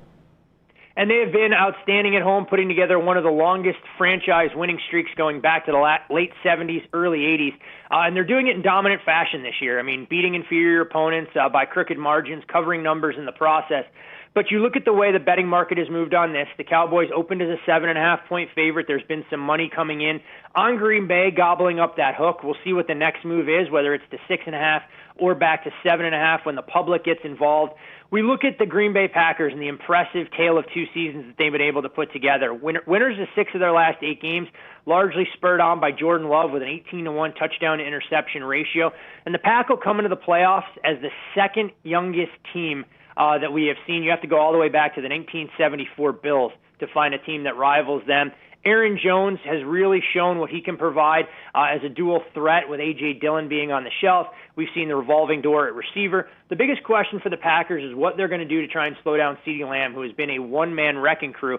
This defense trending up in recent weeks after they've gotten a little bit healthier. And the one thing, gentlemen, we've all watched NFL football long enough that you can't trust. It's the Cowboys to go out there and actually do the right things in a tight football game. So if you like Dallas, I'd be more inclined to bet them in the first half, because if it's a one-score game late, you have to imagine Mike McCarthy will pucker up a little bit, and Green Bay will be playing with a bit of house money with a chance to pull off the upset, maybe similar to what we saw a couple weeks ago on a Saturday night with the Lions getting jobbed in Dallas late in that contest. Speaking of the Lions, hosting the Rams Sunday night, this is going to be one of the highest-priced tickets in wild card history. And this is one of the best storylines I can ever remember in the wild card round, with Stafford going back to Detroit and Goff starting against his former team. Absolutely incredible. I mean, some of these things typically write themselves, and it'll be the Lions' first home playoff game since 1993, looking to try and end one of the longest playoff droughts in the entire league, or it is the longest, I should say, not having won a postseason matchup since 1991. And to your point, LT, Matthew Stafford versus Jared Goff will be the first quarterback matchup in postseason history between both quarterbacks facing their former team. So something that you don't see often. Clearly, Jared Goff may have a little bit more to prove, knowing that Sean McVay wanted to go in a different direction. Matthew Stafford becomes the winner in that deal, having a little piece of jewelry that he can bring back to Detroit with him if he's so inclined. You look at this Rams team, when they have Matthew Stafford, Kyron Williams, Cooper Kupp, and Puka Nacua all out there, this is a group averaging 28.5 points per game, nearly 400 yards per contest, and a shade under 7 yards per play. It does come with a little bit of a caveat, strength of schedule, not something to write home about. We look at the Detroit Lions on the other side. They can move the football as well. They're going to want to try and run it against the defensive front, neutralize Kobe Turner, Aaron Donald and company. You worry about the Rams' back end. I mean, this is a team that has given up a boatload of big-time plays over the top in terms of long touchdown passes in recent weeks. We'll monitor the status of Jordan Fuller, who's day-to-day with that ankle injury. 3.5s and 4s cleared out of the market pretty quickly here. I'm curious to see if this number drops further, because then I'd be interested in the Lions. But for me, I think this one is much better to watch as a fan. I can see making a case to go under the total, and the reason I say that is because both these teams may want to try and establish the ground game, and will be more than happy to take the air out of the ball if they're playing with a lead. Okay, there's only one more game left. It's my Bucks on Monday night. Before you give me a breakdown on that, give me one name if you had to put Lance's weekly paycheck on the line to be Alabama's next coach. Who would it be? Kalen DeBoer. Kalen DeBoer would be my guy. I know there's talk within the circles, as you guys mentioned, kind of leading up to it, Glenn Schumann. I'm amazed that Tommy Reese's name has been thrown in the hat. I'm not sure how seriously to take some of that.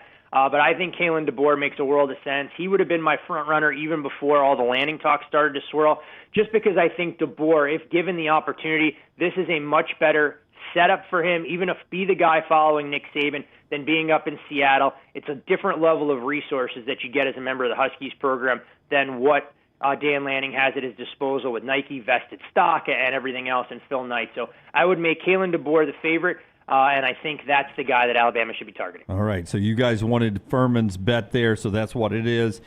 Finally, at one point this year, on the same weekend, I looked at the standings. My Tampa Bay Buccaneers were 4-7, and the Philadelphia Eagles were 10-1. And then the rest of the season happened. Who wins this game Monday? And the Eagles will come into the playoffs as the sixth team in league history to make the playoffs after losing 5 of their final 6 regular season games. I'm not sure either of these teams is destined for a long stay in the postseason, but either way, a win, and if the seeds hold, they'll have the unenviable task of traveling to San Francisco to become roadkill for the 49ers. But we look at the Bucs, and the one reason to be optimistic about Tampa here is their defense is finally healthy. There were stretches this year where they were down multiple cover corners, a lot of key cogs along the defensive line, and you saw some of the crooked numbers that Todd Bowles' group had given up. I don't think that'll be the case here against a Philly team that, yes, the health may be trending up of A.J. Brown, Devontae Smith, and Jalen Hurts, but I don't think it's as simple and as straightforward as waving a magic wand, hoping this group regains some of the form that we saw early in the year. You look at the defensive numbers for Philly, and they are nothing to write home about. Over the last 6 games, 31st in the league in points per game allowed, 30th in yards per game, 30th in yards per play, and 30th in red zone touchdown percentage. But I do worry about Baker Mayfield's health. And for me, guys, rather than make a case for the side, I think going under the total early in this game makes the most sense. Look for both of these coaches to establish the ground game, not make that costly mistake, and it could be similar to what we saw early this year, way back in Week 3, where it was a defensive slugfest, not just for the first half, but the full 4 quarters. So that would be the most compelling angle for me to try and exploit. Furman, thank you very much for the time. Enjoy the playoffs this weekend. Always a pleasure, gentlemen, and good health to you, Dunaway. Make sure you have some good snacks and some good adult spirits should you be there in solitude over the next 72 hours. 12 full-time employees still up here. Only one of them called before they came in today asking if I needed breakfast. I mean, look, it tells you a lot about your teammates when your back is against the wall, those who want to go bat for you. I don't expect anything different from Brownie and LT, but I expected a little bit more from some of the other folks that you surround yourself with. You were smart to expect Let me take that back. I did get a text from Kelsey asking if I needed anything. So I didn't put that. Did we not text you? I didn't put that in the food category. I put that in the did I need any life-saving IVs or medication? Furman, for the record, though, I have this place stocked with cold beer and bourbon. Yeah, Lance did his part. That's right. I did stay warm last night. Then you know what? You're like an EMT in the grand scheme of things, then, Lance. So you've done everything you can to provide life-saving techniques. That's right. My first aid kit is here. If he can't ration, it's all on him. That's right. If I cut myself, I can clean out the wound with some alcohol. That's right. Bite a bullet. Thank you, Furman. Take care. We'll see you. Always a pleasure, gents. Enjoy the games this weekend. Likewise, Todd Fuhrman from Vegas, BetTheBoardPodcast.com on the JohnstonRVCenter.com hotline. Tom Luginbill is standing by. We're going to get back to the coaching search talk, the departures at Auburn, some of these candidates. We'll talk college football with Luginbill next. But the show being brought to you by our friends with the Birmingham Squadron. It's time to celebrate MLK Day and also enjoy some great basketball with games coming up this Saturday and Monday. And you get the 2 games, 1 price deal going on now with the Squadron. Get your tickets to Saturday and Monday's game at the Squadron's website or when you go to the door right there at Legacy Arena down at the BJCC. And the Squadron's going to wear specialty Birmingham Black Baron jerseys for the first time ever, specially designed. Game-worn jerseys are going to be auctioned at the game, benefiting the Negro League Museum. Former Birmingham Black Barons will be in attendance. It's the Birmingham Squadron playing this weekend, Saturday and Monday. Go down to the Legacy Arena and get your tickets at the BJCC. Follow Brownie on Twitter and Instagram at Ryan Brown Live. This hour of The Next Round is presented by the Birmingham Racecourse Casino, now featuring 7 days of giveaways with your chance to win a share of up to $125,000. The more you visit the Birmingham Racecourse Casino, the more chances you have to win. Hey, Lance Taylor from the Next Round to tell you about our friends at Gutter Cap. Gutter Cap's that patented aluminum cover system that fits over most existing gutters to keep out debris and eliminate that gutter cleaning. It's backed with a lifetime warranty, almost 20-year service record right here in Birmingham. Stay off that dangerous ladder forever. 45% off the retail price now if you call guttercapbirmingham.com. Call my good friend Chris Stewart now, 205-823-2212. Cap it, don't snap it. It's Gutter Cap. Make sure to start your day at nextroundlive.com. Get caught up on the latest podcasts and videos from the live daily show, plus specialty shows such as the Mystery Fifth Hour. You can also learn more about the whole staff at Double Down Media, find all of our social media feeds, see the latest videos from our YouTube channel and gaming channel, plus find other ways to consume the show like the Next Round mobile app, which you can download direct from the site via your iOS and Android device. Make nextroundlive.com your homepage and stay up to date with everything from us here at the Next Round. Let's face it, a home is one of the most powerful assets you can have, and our friends at Mortgage Right want to help you build wealth through home ownership. Mortgage Right is all about providing competitive rates, a variety of loan products, and a multitude of resources for a seamless home buying experience. They treat their borrowers like family and are always looking to bring more happy homeowners under their roof. See more by visiting mortgageright.com/TNR today and start living. That's mortgageright.com/TNR. NMLS 2239 equal housing lender. The wait is over. Tonali has arrived. Beautifully distinctive Italian styling and performance. Come test drive the all-new 2024 Alfa Romeo Tonali plug-in hybrid at Alfa Romeo of Birmingham. The all-new Tonali offers best-in-class horsepower and torque, fastest 0 to 60 times in its class, plus best-in-class range with full electric charge. And best of all, qualified Tonali leasees are eligible for up to $7,500 EV tax credit factored into your lease. Hurry down to Alfa Romeo of Birmingham and experience the all-new Tonali. Hey, if you're looking for Birmingham's best pizza, you need to stop in and see our friends at Slice Pizza and Brew. It's as local as you can get, from the ingredients that go into every pizza to the beer on tap. For a great lunch or dinner, go see our friends today, Vestavia or Lakeview at Slice. Hey, Ryan Brown here from the Next Round. Do you want to help pay for my kids' college and look great while you're doing it? You need to go to the Next Round store. Everything from hats to short sleeve and long sleeve t-shirts, sweatshirts, hoodies, zip-up hoodies, and much more. And we're adding new things all the time. Why would you not want to see my kids get a great college education and look great out in the public while you're doing it? Get the gear we wear all the time on the show, and there's only one place to get it. nextround.store. That's nextround.store.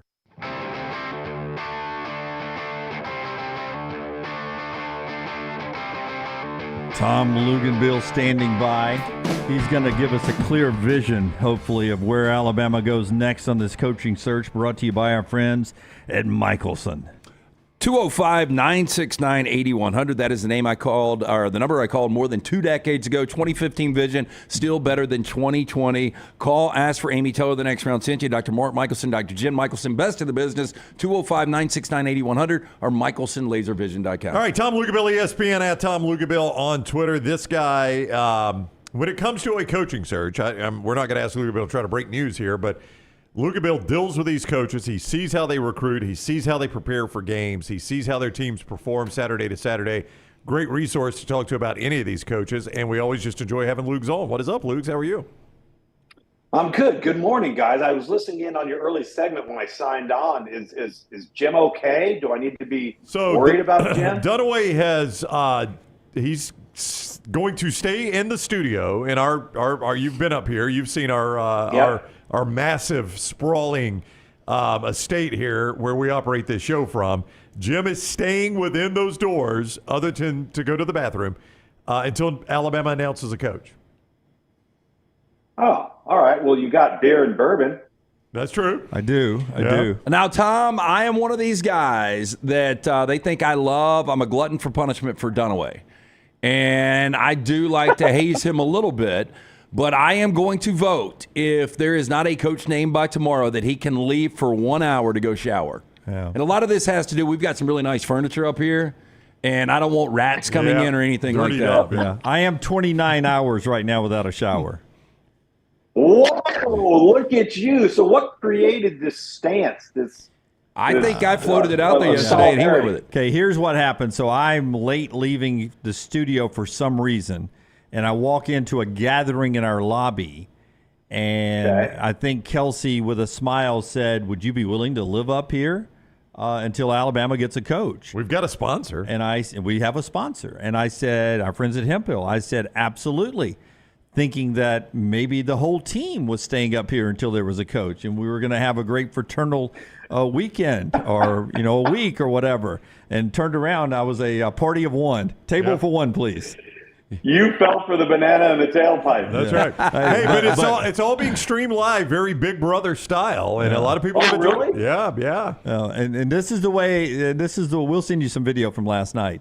But here's how I had. My wife's at Duke right now in class. I've got things I'm supposed to be taking care of at the house, so I had to call her real quick to ask for permission to do this. And I said, "Listen, we're staying up there until Alabama gets a coach." Blah blah blah blah blah. Well, the stream starts, and she's instantly texting and calling me saying, "Where's LT and Brown? Who are the we?" And I said, "Well, they're not up there." And she's like, "When you said we, is it just you?" And I said, "Yes." And she's like, "Click, done."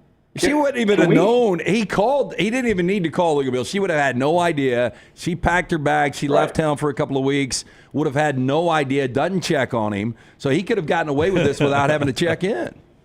Can we just have a nice round of applause for Jim for marrying a college chick?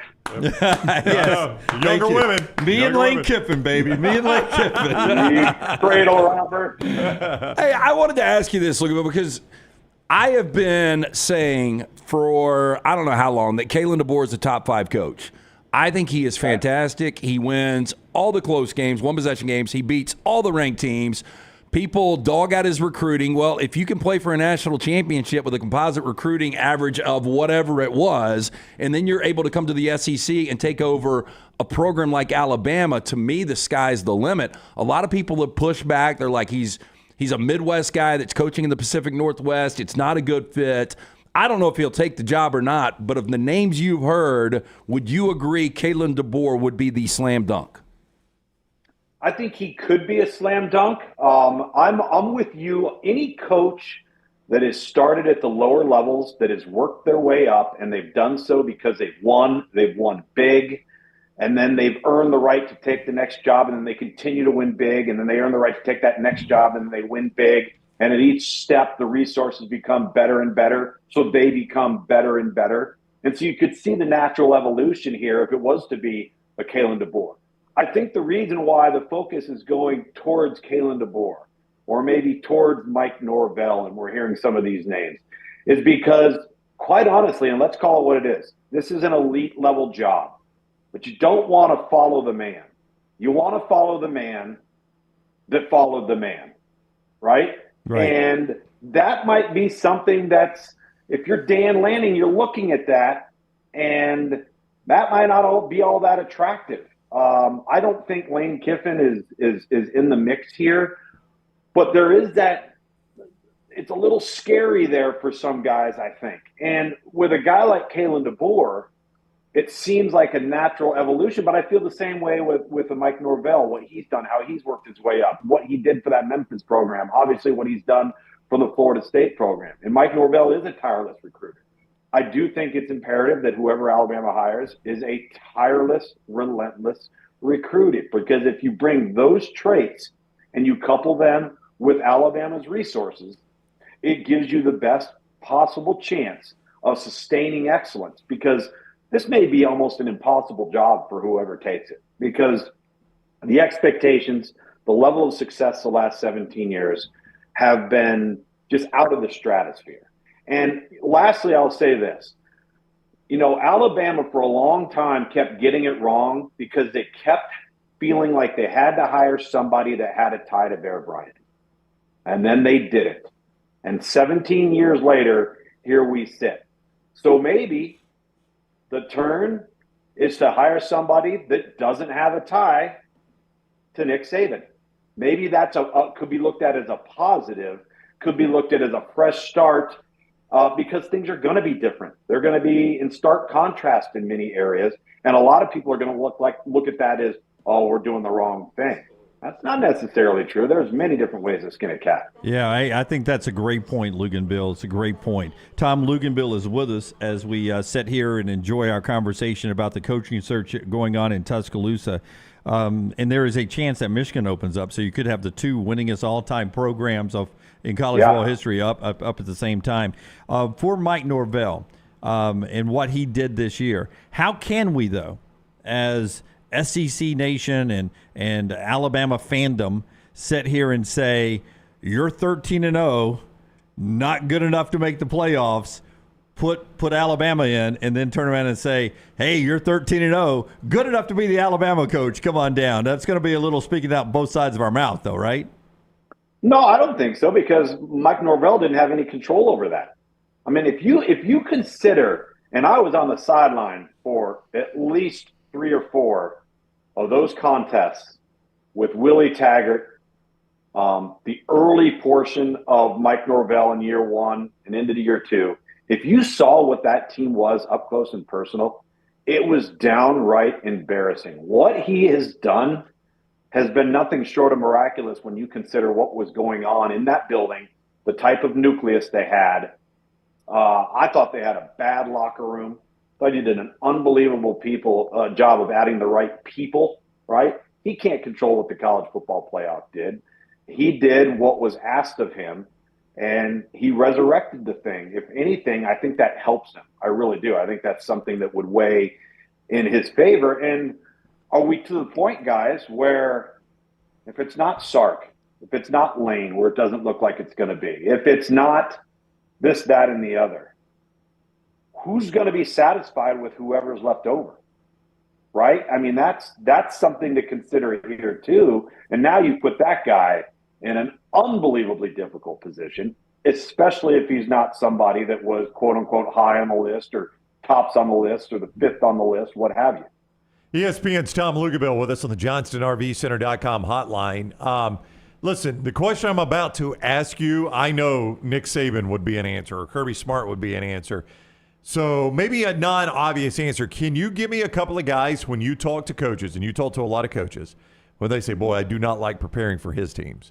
Give me a couple of guys that you hear that about a lot, that this guy, he as a coach, it's exceptionally difficult to prepare for his teams. Lance Leipold at Kansas. I knew that was going to be your first answer. Knew it was going to be your first answer. Well, and they just did lose their offensive coordinator to Penn State. And if you've watched Kansas on offense the last 2 years, it has been remarkably impressive how they play people, the toughness, the physicality. A lot of those boxes are checked. I honestly, I think he's remarkable. There are Willie Fritz was another one at Tulane. If you're giving me guys that when I talk to other guys and people say, gosh, that's a well-prepared football team, or gosh, how are we going to beat these guys?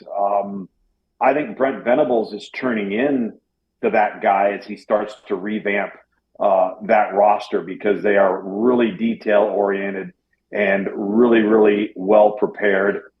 Obviously, Dan Lanning is in that category, not in the mix here. I know everybody felt like that was a natural fit. And you know what? I would agree.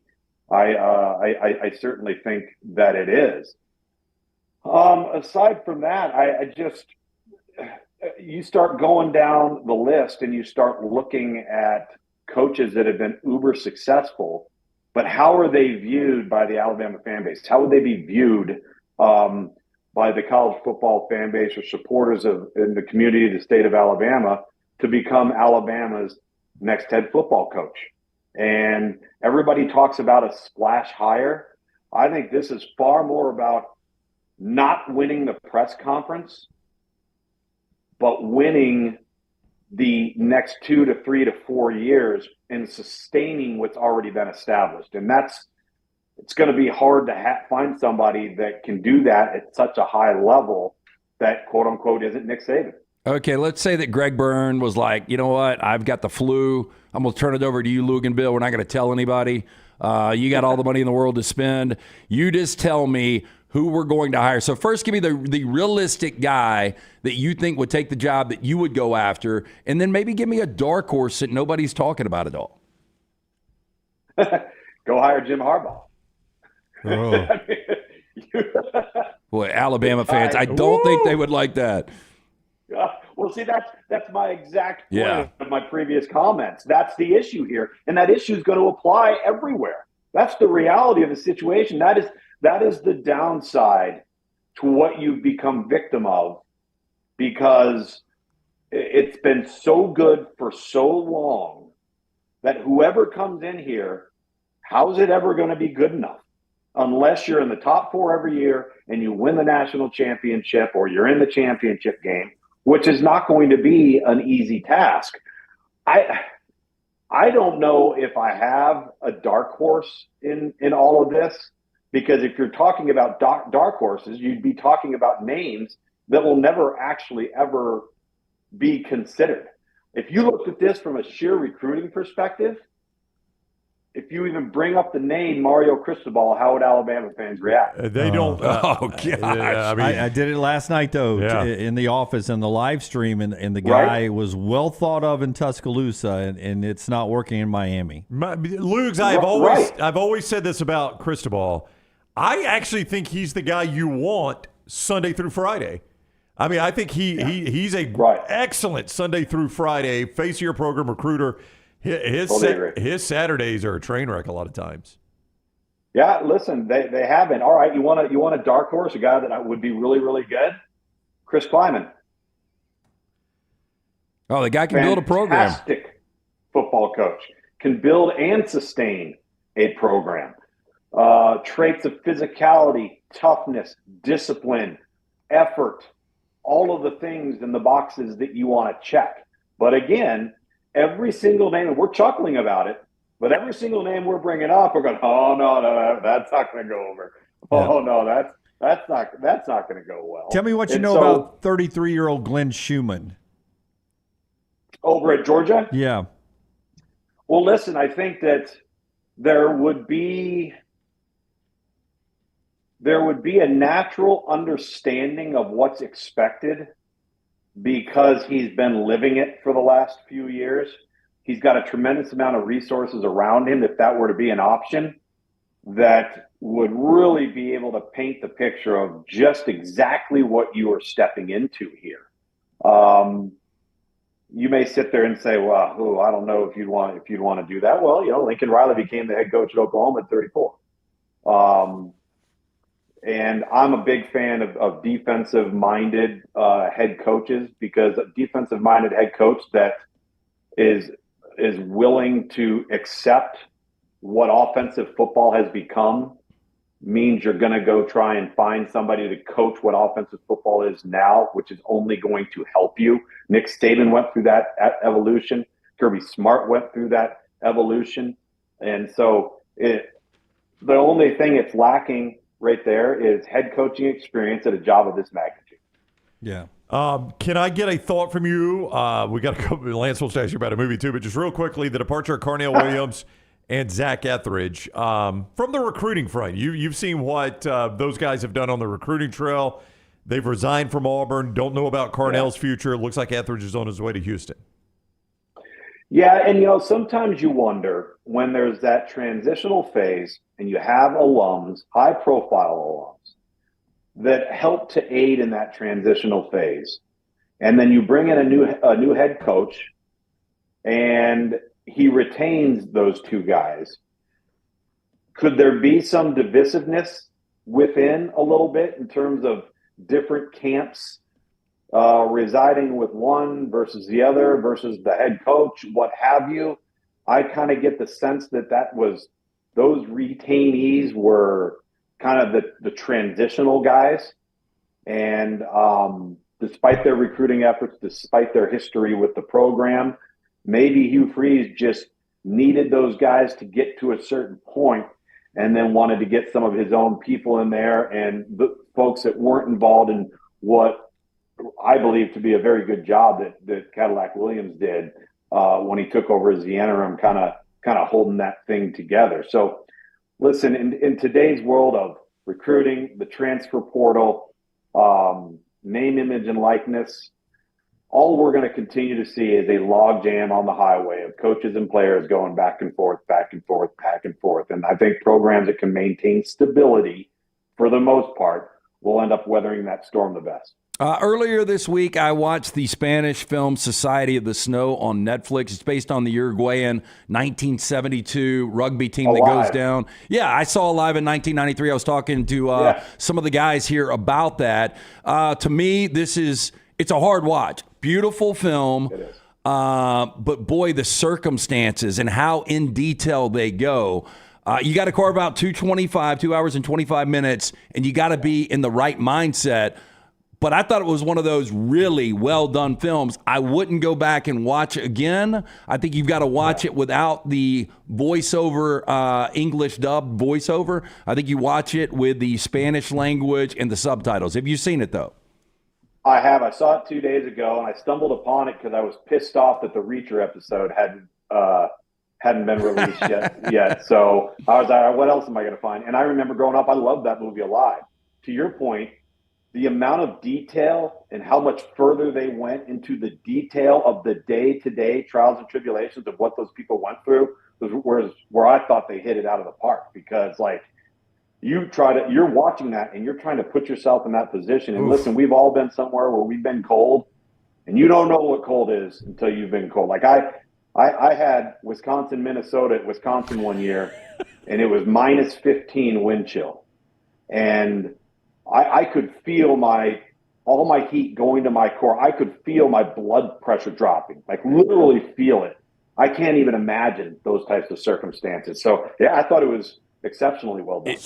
I kept telling myself, like, I would have got one of those bottles of rum and I would have drank to blackout and stumbled out in the snow. Like, I can't imagine what they endured. I mean, really, I would have probably shut it down.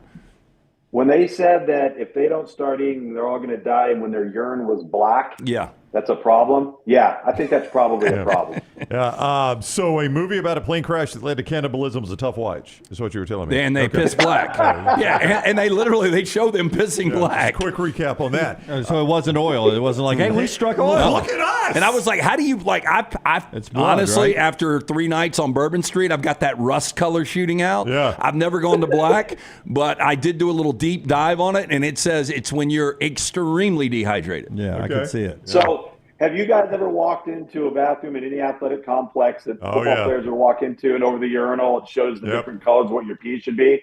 And the one at the bottom is like dark, like burnt orange, and the description next to it is bad teammate. That's right. Exactly. If it's black, it's beyond that. Luginbill, thank you very much for the time. Have a great weekend. You bet, guys. Whoever gets this job, give them a chance. Give them a chance. Oh, you're It'll be a good coach. You're wasting your breath there. Yes. We'll circle back. It'll be a good coach. We'll circle back when we have the hire. We'll see that. Thank you, Luke. Take care. Tom Luginbill on the JohnstonRVCenter.com hotline. Okay, show being brought to you in part by our friends at Woodhouse Day Spa. Tell us about Woodhouse, LT, and then we got to quickly get to break. Coming up on the other side, we've got 4 downs, and then Dan Orlovsky joins the show. Yeah, our friends at Woodhouse Day Spa want to remind you, give that special person the gift of luxury from Birmingham's best day spas, the Woodhouse Day Spa, located at Summit Shopping shopping centers right off of Highway 280. You can choose from a menu of over 70 options, including massages, body treatment, skincare, waxing, nail services. Woodhouse Day Spa, voted America's best day spa since 2009. Order that special person gift online 24/7. Go to birmingham.woodhousespas.com or stop in, see Stewart and the fine folks located right there at the Summit Shopping Centers. Tell them the Next Round sent you. And also by our friends with Precision Sports. Listen, life happens, man. You're going to tweak something. You're going to hurt something. You're going to have a pain here and a pain there. 2024 is a new year,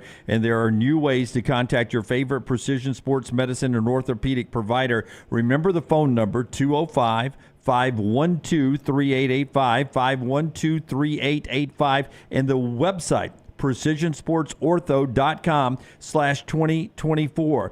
Tweaking something over the holidays into the new year, whatever you're doing, let them take care of you in 2024. They'll get your life back on track. Orthopedic care is better together. Find your provider today, 205-512-3885, or visit precisionsportsortho.com/2024.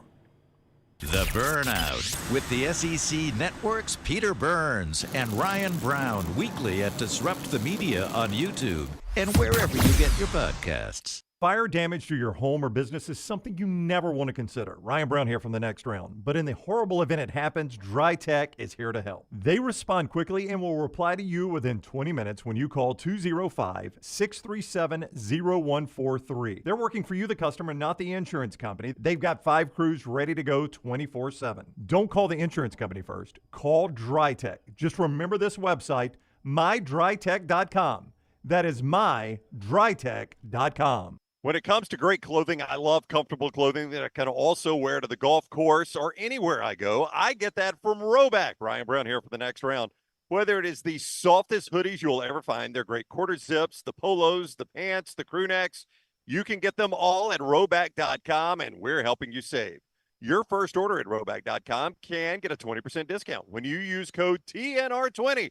That is Roback.com, code TNR20 for 20% off your initial order at Roback.com. Hey, Lance Taylor from The Next Round to tell you about one of our favorite places for breakfast, lunch, and dinner. That is Hamburger Heaven since 1982. Hamburger Heaven has been serving Birmingham's best hamburgers, cheeseburgers, French fries, hand-spun milkshakes, and sandwiches made fresh to order. All of their ingredients are fresh and prepared daily. This includes their beef, always fresh, never frozen, hand-pattied each and every day. For breakfast, lunch, or dinner, visit any of the 4 locations, Highway 280, Irondale, Gardendale, and Homewood. When it comes to great clothing, I love comfortable clothing that I can also wear to the golf course or anywhere I go. I get that from Roback. Ryan Brown here for The Next Round. Whether it is the softest hoodies you'll ever find, they're great quarter zips, the polos, the pants, the crew necks, you can get them all at Roback.com, and we're helping you save. Your first order at Roback.com can get a 20% discount when you use code TNR20. That is Roback.com, code TNR20 for 20% off your initial order at Roback.com. Legacy Credit Union has the ultimate game changer for your finances. With Engaged Checking, you can earn 3% APY on balances up to $15,000. You heard correctly, 3% APY. But it's not just about scoring with high yields. With Engaged Checking, you can get paid up to 2 days early. That means your paycheck, Social Security, tax refund, you name it, you get it early. So stop sitting on the sidelines and get in the game with Engaged Checking. Sign up today at LegacyCreditUnion.com or visit any 9 Greater Birmingham area branches. APY is annual percentage yield. Terms and conditions may apply. See Credit Union for details. Federally insured by the NCUA. Follow Next Round Live on Twitter, Instagram, Facebook, and YouTube. The social media team at Next Round Live is dedicated to giving you daily news conferences and practice video from UAB, Alabama, Auburn, and around college football. Follow and compare to the sites you used to visit. You'll also get the latest highlights and news from the Next Round Daily Show. Turn on the notifications so you don't miss a thing. Next Round Live on Twitter, Instagram, Facebook, and YouTube. See more at nextroundlive.com.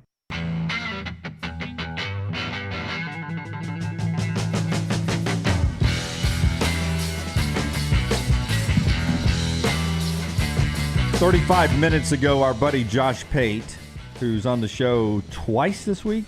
Yeah, on the normal show and then on the extra show. Yeah, the night that Nick Saban announced his retirement. I get the sense many who believed DeBoer wouldn't work at Alabama also thought Scott Frost was a grand slam hire for Nebraska. Yeah. I think coaching search brings out the worst in journalism and fans and everything. I mean, everybody's got sources, everybody's got opinions. Truth is, you never really know. I mean, there are a handful of guys that I was certain would work in their job that I think everybody was certain would work. I mean, I think Nick Saban, Kirby Smart. But, I mean, even Kirby had his doubters early on. Even Nick Saban lost to La Monroe, and people were like, oh, You know, I was one of the few that didn't think Jimbo was going to work out at A&M. People thought that was a slam dunk. Yeah. Many people believe Alabama just waiting to make the announcement at some point today. We will keep an eye on that as we move throughout the day. If it happens during the show, we'll get to it instantly. If it happens after the show, obviously, we will be back on the air with you to react as we have, starting with our live stream with one of us living up here nonstop until the coach is announced. Slice brings you 4 downs. We'll get back to the decision on Alabama's next coach. But first, tell us about Slice. Slice, just an awesome place. Told you guys, got a DM the other day. Dude came in town with his wife. Heard us talking about Slice forever. They had it. He said it was better than advertised. That's all you need to know, man. Great local pizza, local ingredients. Go see the Bajaya Brothers. 4 locations: Lakeview, Vestavia, Montevallo, Crestline Park. For more information, slicebirmingham.com. Go ahead. What do you got? I don't know what to read into this. Well, I do know what to read into it. Our friend Michael Alford, who is the athletics director at Florida State, has tweeted out a GIF, like thank you, of the smoke that comes out when the Pope is hired, and it's dark smoke.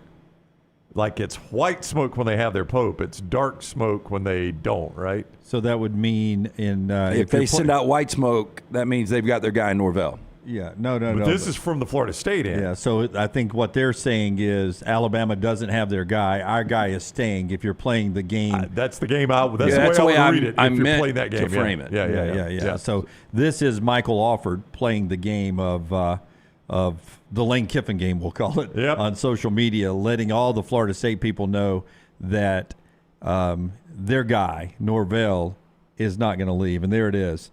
Hashtag one tribe, black smoke coming out of that building is called something. The Vatican? I think that's what it's called. The actual the actual smoke building? Hungry Howie's? The place to be? I'll tell you this,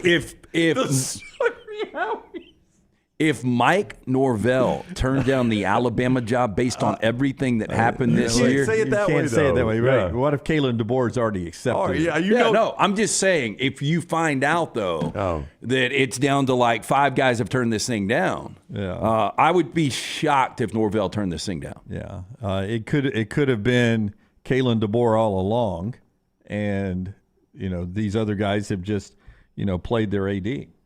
Yeah. So I haven't done first down. My apologies for interrupting. Yeah, thank you. First down. What happens first? Oregon plays for a national championship, or the Chargers play in a Super Bowl? Little Justin Herbert tie there. Chargers looking for a coach. I would go Oregon National Championship. I'll go Oregon National Championship, LT, because Dan Lanning's got a team that can do it this year. Oh, I think when you look at Tez Johnson, Trayshawn Holden, and now you add Evan Stewart, and you've got a guy like Dylan Gabriel, and your backup quarterback's going to be Dante Moore, and what Lanning has built on the offensive and defensive lines. And look, Lanning is going to become a better coach. He's lost a lot of these really tough, critical games early on, but he still won 11 and 12 games. And if he continues to get better, he's going to win some of these tight games. I would agree with you guys. I don't care if it's Harbaugh to the Chargers. I don't care if the Chargers stay healthy. I would go with the Oregon Ducks. Second down. What happens first? Florida State wins a national championship, or the Patriots win another Super Bowl? I am going to go Florida State wins a championship. I'm going with college team twice here, so I'm going to stick Florida State. No, I'm going to take that back. Big rebuild for the Patriots. I'm going to rewind. I'm going to say Patriots win another Super Bowl because until Florida State gets into the SEC, they're going to struggle. Well, it's really going to depend on this draft. So the Patriots have the 3rd overall pick. And depending on what is left, they're going to have either Drake May or Jaden Daniels more than likely. And if those guys turn out to be franchise quarterbacks, Gerard Mayo, I think, will have success as a head coach. Very well thought of. What is the average year? The average, I mean, I know there's some extremes. The average year teams are out of the playoff rotation. I mean, even the Las Vegas Raiders, it's only been like 3 years since they've been to the playoffs. So usually it's like a 3 to 5 year window, and everybody is cycled through the playoffs. Yeah, again. but I'll say this. You look at guys like Joe Burrow, who goes number 1 overall, had his team in a Super Bowl within 3 years. Jared Goff goes number 1 overall, had his team in a Super Bowl within 3 years. So it's kind of the 3-year cycle. If you get the right guy at quarterback, that's right, you can make that happen. Third down. Can I go 5 downs today? We're a little tight because of Orlovsky. We might come back to another one. You know what? I'll save the 5th down because it can be a topic. Okay. Celebrity birthdays. Rush Limbaugh would have been 73 years old. Better career, Rush Limbaugh or the Rush drummer Neil Peart? Oh, it's easy, Rush Limbaugh. Not even close. Neil Peart. Oh, it's got to be Rush Limbaugh, but Neil Peart's incredible. He's viewed as the best drummer of all time. And he wrote all those cheesy-ass lyrics for Rush. Yeah. He was like the songwriter, but Rush Limbaugh was just my god. Yeah, I mean, he was... dude was a political talk show host that ended up as a Monday Night Football analyst. He was EIB. Yeah. Neil Peart wasn't EIB. That's right. Neil Peart didn't use a golden microphone. That's right. Okay. None of those things. 4th down. Howard Stern is 70 today. Jeff Bezos is 60. If I asked you in 100 years, who will actually be talked about or known more, Bezos or Howard Stern? Not even close on this one is Jeff Bezos. Oh, Howard Stern. Oh, you're out of your mind. I think it might be Howard Stern. We're going to have a lot of almost... Look, the thing, you remember Amazon. I remember Amazon. I don't remember Jeff Bezos. Yeah, but I mean, you remember guys like Henry Ford and... Thomas Edison and inventors. I mean, he was essentially, Jeff Bezos was essentially an inventor. He invented ways to bring the story to Henry house. Ford? Huh? What I know makes it's Henry named Ford Ford, memorable? but I was just talking about Howard Stern inventors. is a brand name. Nah, Howard Stern. Jeff People won't know Bezos. who he is in 100 years. People won't know what radio is in 100 years. Yeah, I mean, he was on radio. What's radio, Dad? He was on radio. But I think it'll still be studied. I mean, I know Bezos has changed that industry, but Howard Stern, what he did, not only for radio, but for satellite, Sirius XM. Top of the hour here. It is 11 o'clock Central Time, and that was 4 Downs brought to you by our friends at Slice. It is also the 11 o'clock hour brought to you by our friends at Champy's. Champy's world-famous fried chicken, Highway 119 in Alabaster. When we come back, Dan Orlovsky joins the show. We'll talk to Dan about everything going on in the NFL. And he's got a thought on Nick Saban, too, I'm sure, as we continue on the Alabama coaches search. The show right here, live today on all of our platforms. Remember to give us a thumbs up, and we'll continue our coverage throughout the day as needed right here on TNR. Follow Dunaway on Twitter and Instagram at Jim Dunaway. Are you ready for a winning season in your finances? Legacy Credit Union is bringing you a slam dunk deal on their credit cards. Apply for their balance transfer and pay 0 balance transfer fees. That's right, there is no balance transfer fees, and they're offering a jaw-dropping 2.99% APR for the first 6 months. Whether you're looking to clear the cord of those holiday expenses or just wanting to streamline your finances, apply online today, LegacyCreditUnion.com. Annual percentage rate, terms and conditions may apply. See Credit Union for details, federally insured by the NCUA. When it comes to great clothing, I love comfortable clothing that I can also wear to the golf course or anywhere I go. I get that from Roback. Ryan Brown here for the next round. Whether it is the softest hoodies you'll ever find, they're great quarter zips, the polos, the pants, the crew necks, you can get them all at Roback.com, and we're helping you save. Your first order at Roback.com can get a 20% discount when you use code TNR20. That is Roback.com, code TNR20 for 20% off your initial order at Roback.com. Stop by the New York Butcher Shop and pick up the finest in certified Angus prime beef steaks and burgers, premium pork chops, ribs, and all-natural chicken cut to order just for you. Their chef-prepared entrees and side dishes are the perfect dinner-to-go choice for your family and are ready to heat at home. With a great selection of fine wines and desserts, the New York Butcher Shop is your one-stop dinner shop. 2 locations to serve you, Cahaba Heights and on Highway 119 in Greystone. The New York Butcher Shop, rare quality, well-done service. If renting is putting a dent in your bank account, here's your sign from the universe that it's time to buy a new home. And who better to help you through the ins and outs of home buying than our friends at Mortgage Right. With Mortgage Right, you don't have to worry about becoming a short notice mortgage expert because they do all the heavy lifting for you. They're trusted mortgage professionals, and they'll help you choose the right mortgage option and stand by your side every step of the way. Visit mortgageright.com/TNR to buy before renting runs you dry. That's mortgageright.com/TNR. NMLS 2239, Equal Housing Lender. weather. Storm season is here. Make sure you have a plan of action in place right now. Greg from Pell City and Storm Restoration Roofing should be your first call when storms hit. Insurance companies love working with Storm Restoration Roofing because of Greg Nelson's name and reputation in the industry. When storms hit, call Greg Nelson. He's local, 205-542-3531. He's the home of the free no-cost roof inspection. Greg from Pell City on Facebook, 205-542-3531. It's Storm Restoration Roofing. Follow Next Round Live on Twitter, Instagram, Facebook, and YouTube. The social media team at Next Round Live is dedicated to giving you daily news conferences and practice video from UAB, Alabama, Auburn, and around college football. Follow and compare to the sites you used to visit. You'll also get the latest highlights and news from the Next Round Daily Show. Turn on the notifications so you don't miss a thing. Follow Next Round Live on Twitter, Instagram, Facebook, and YouTube. See more at nextroundlive.com. Jim Dunaway, Lance Taylor, Ryan Brown, and Rockstar. Live from the Birmingham Racecourse Casino Studios, the Next Round, presented by Bud Light, is on now. You know, the good thing about Dan Orlovsky, he gets to cover mostly the NFL all the time, where you don't have to worry about tracking planes during coaching searches or reading into the Florida State athletic director and a chimney with black smoke coming out, letting us know that he's probably keeping Mike Norvell. He can just sit back and talk ball and good games this weekend. And we love doing that with Dan. He joins us each week courtesy of MyBookie.ag. Code Next Round to sign on at MyBookie.ag and get that sign-on bonus. What's up, Dan? How are you?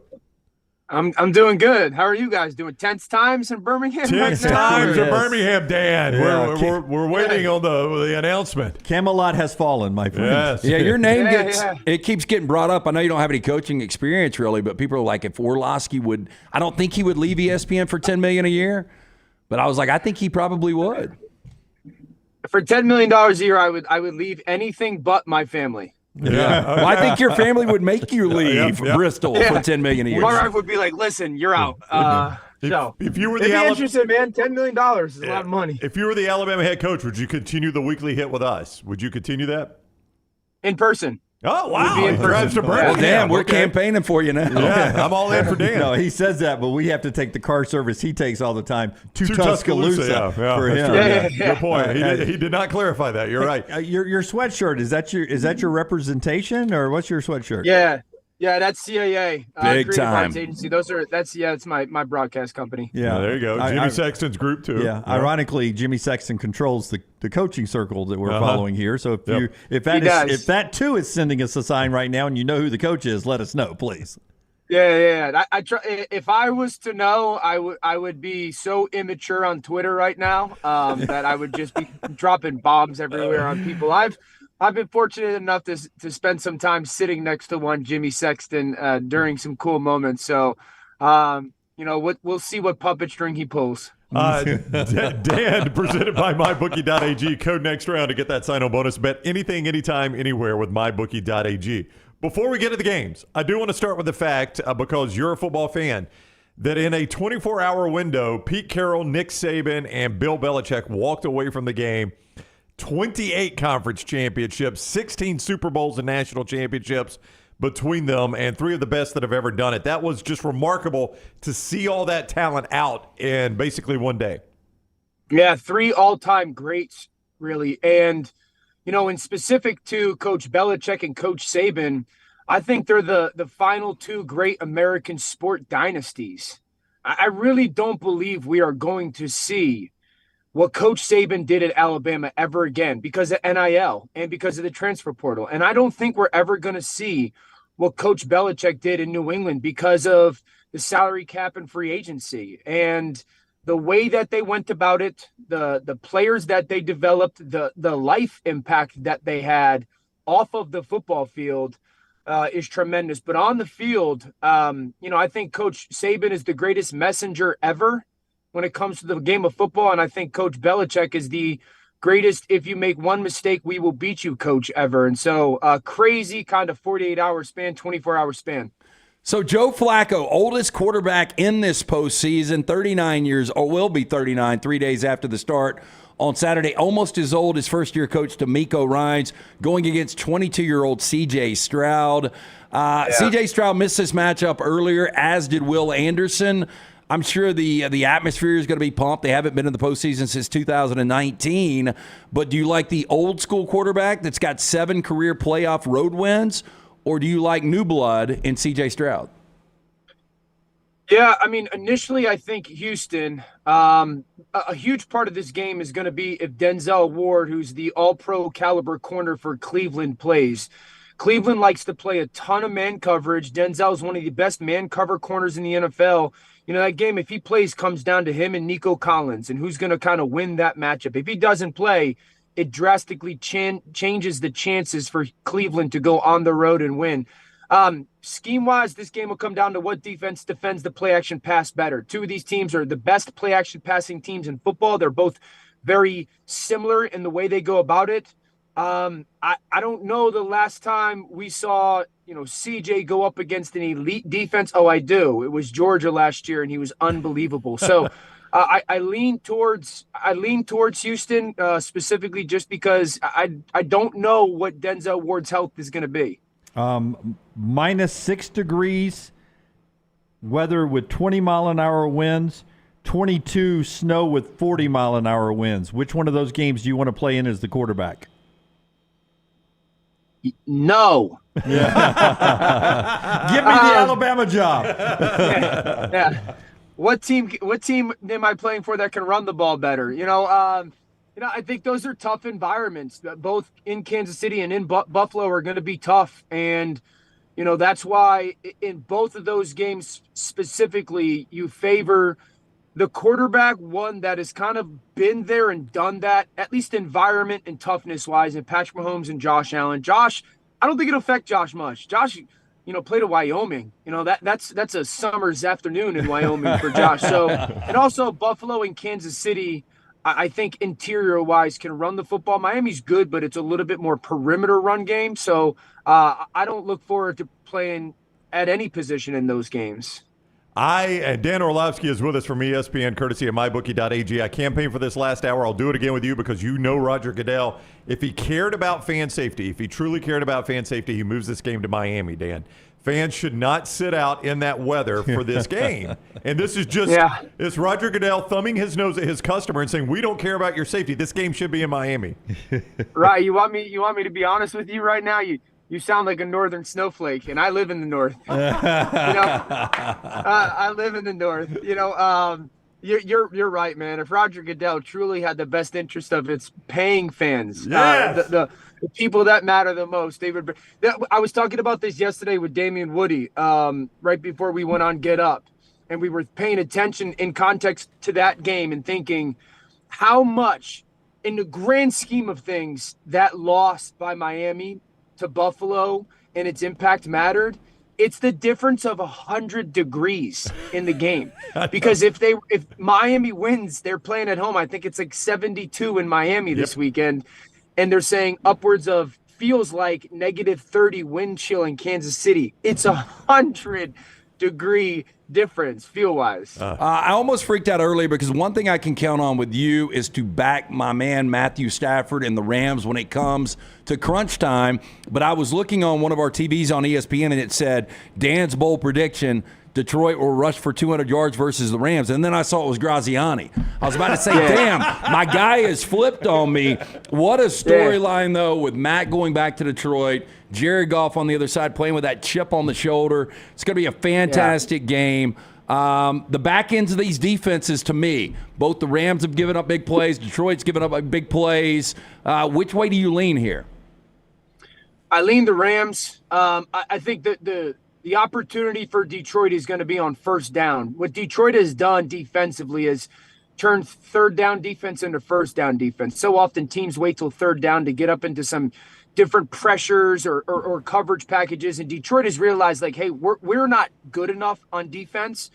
But if we can get you into 2nd and 12 with a tackle for a loss or a sack, we have a significantly improved chance. So they've just decided early downs pressure. The Rams have actually struggled with pressure this year in blitz packages. It's mainly on third down again. Listen, I know the guy well enough. I got a lot of love for Detroit. I really do. I played with Dan Campbell. I think the world of them, and they're going to be here for a while in the NFC.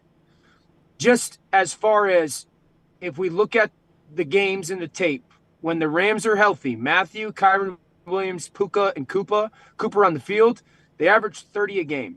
Okay? Detroit's defense ain't good enough.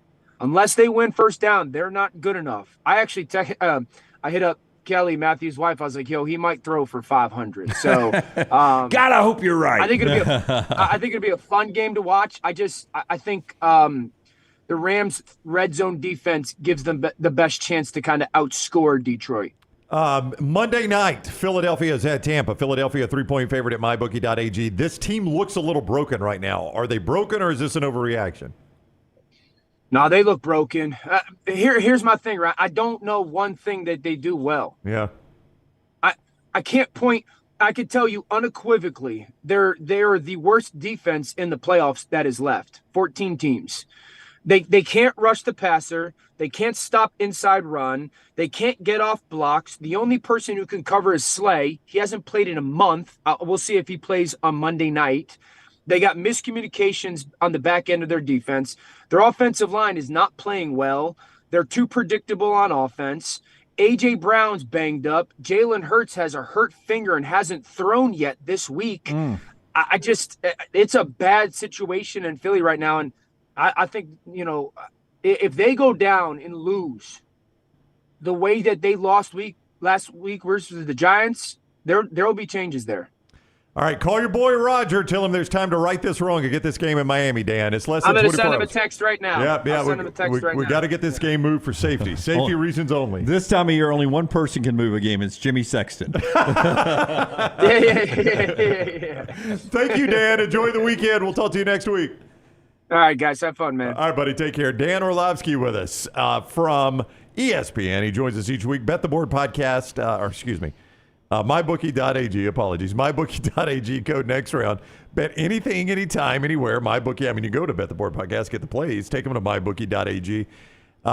Code next round. Get you that sign-on bonus. You sign on, they give you a great bonus right there with code next round at mybookie.ag. Bet anything, anytime, anywhere, mybookie.ag. Nick, yes, we were talking about that before we got to Orlovsky, that Mike Norvell announcing he's not leaving Florida State. Started off with a smoke signal, literally, from the Seminoles down in Tallahassee, and Michael Alford, their athletic director. And that means, as Andy Staples says, all eyes on Seattle right now, if you believe that DeBoer is in the picture. And we'll keep you posted on that. Reminder that the show's being brought to you by our friends at A+. A+ Tile Home Remodeling. A+ Tile Home Remodeling. That's the people that redid the brown bathroom. Now, it wasn't a brown bathroom. It was a light white bathroom. It's in the brown house. We wanted darker colors. We wanted a more updated look, and that is why we call Brad Bell A+ Tile Home Remodeling. When we decided to do it, Jennifer Brown, my beautiful wife, scoured the internet looking for the right person. She talked to certain contractors. She talked to people that use certain contractors. She read reviews.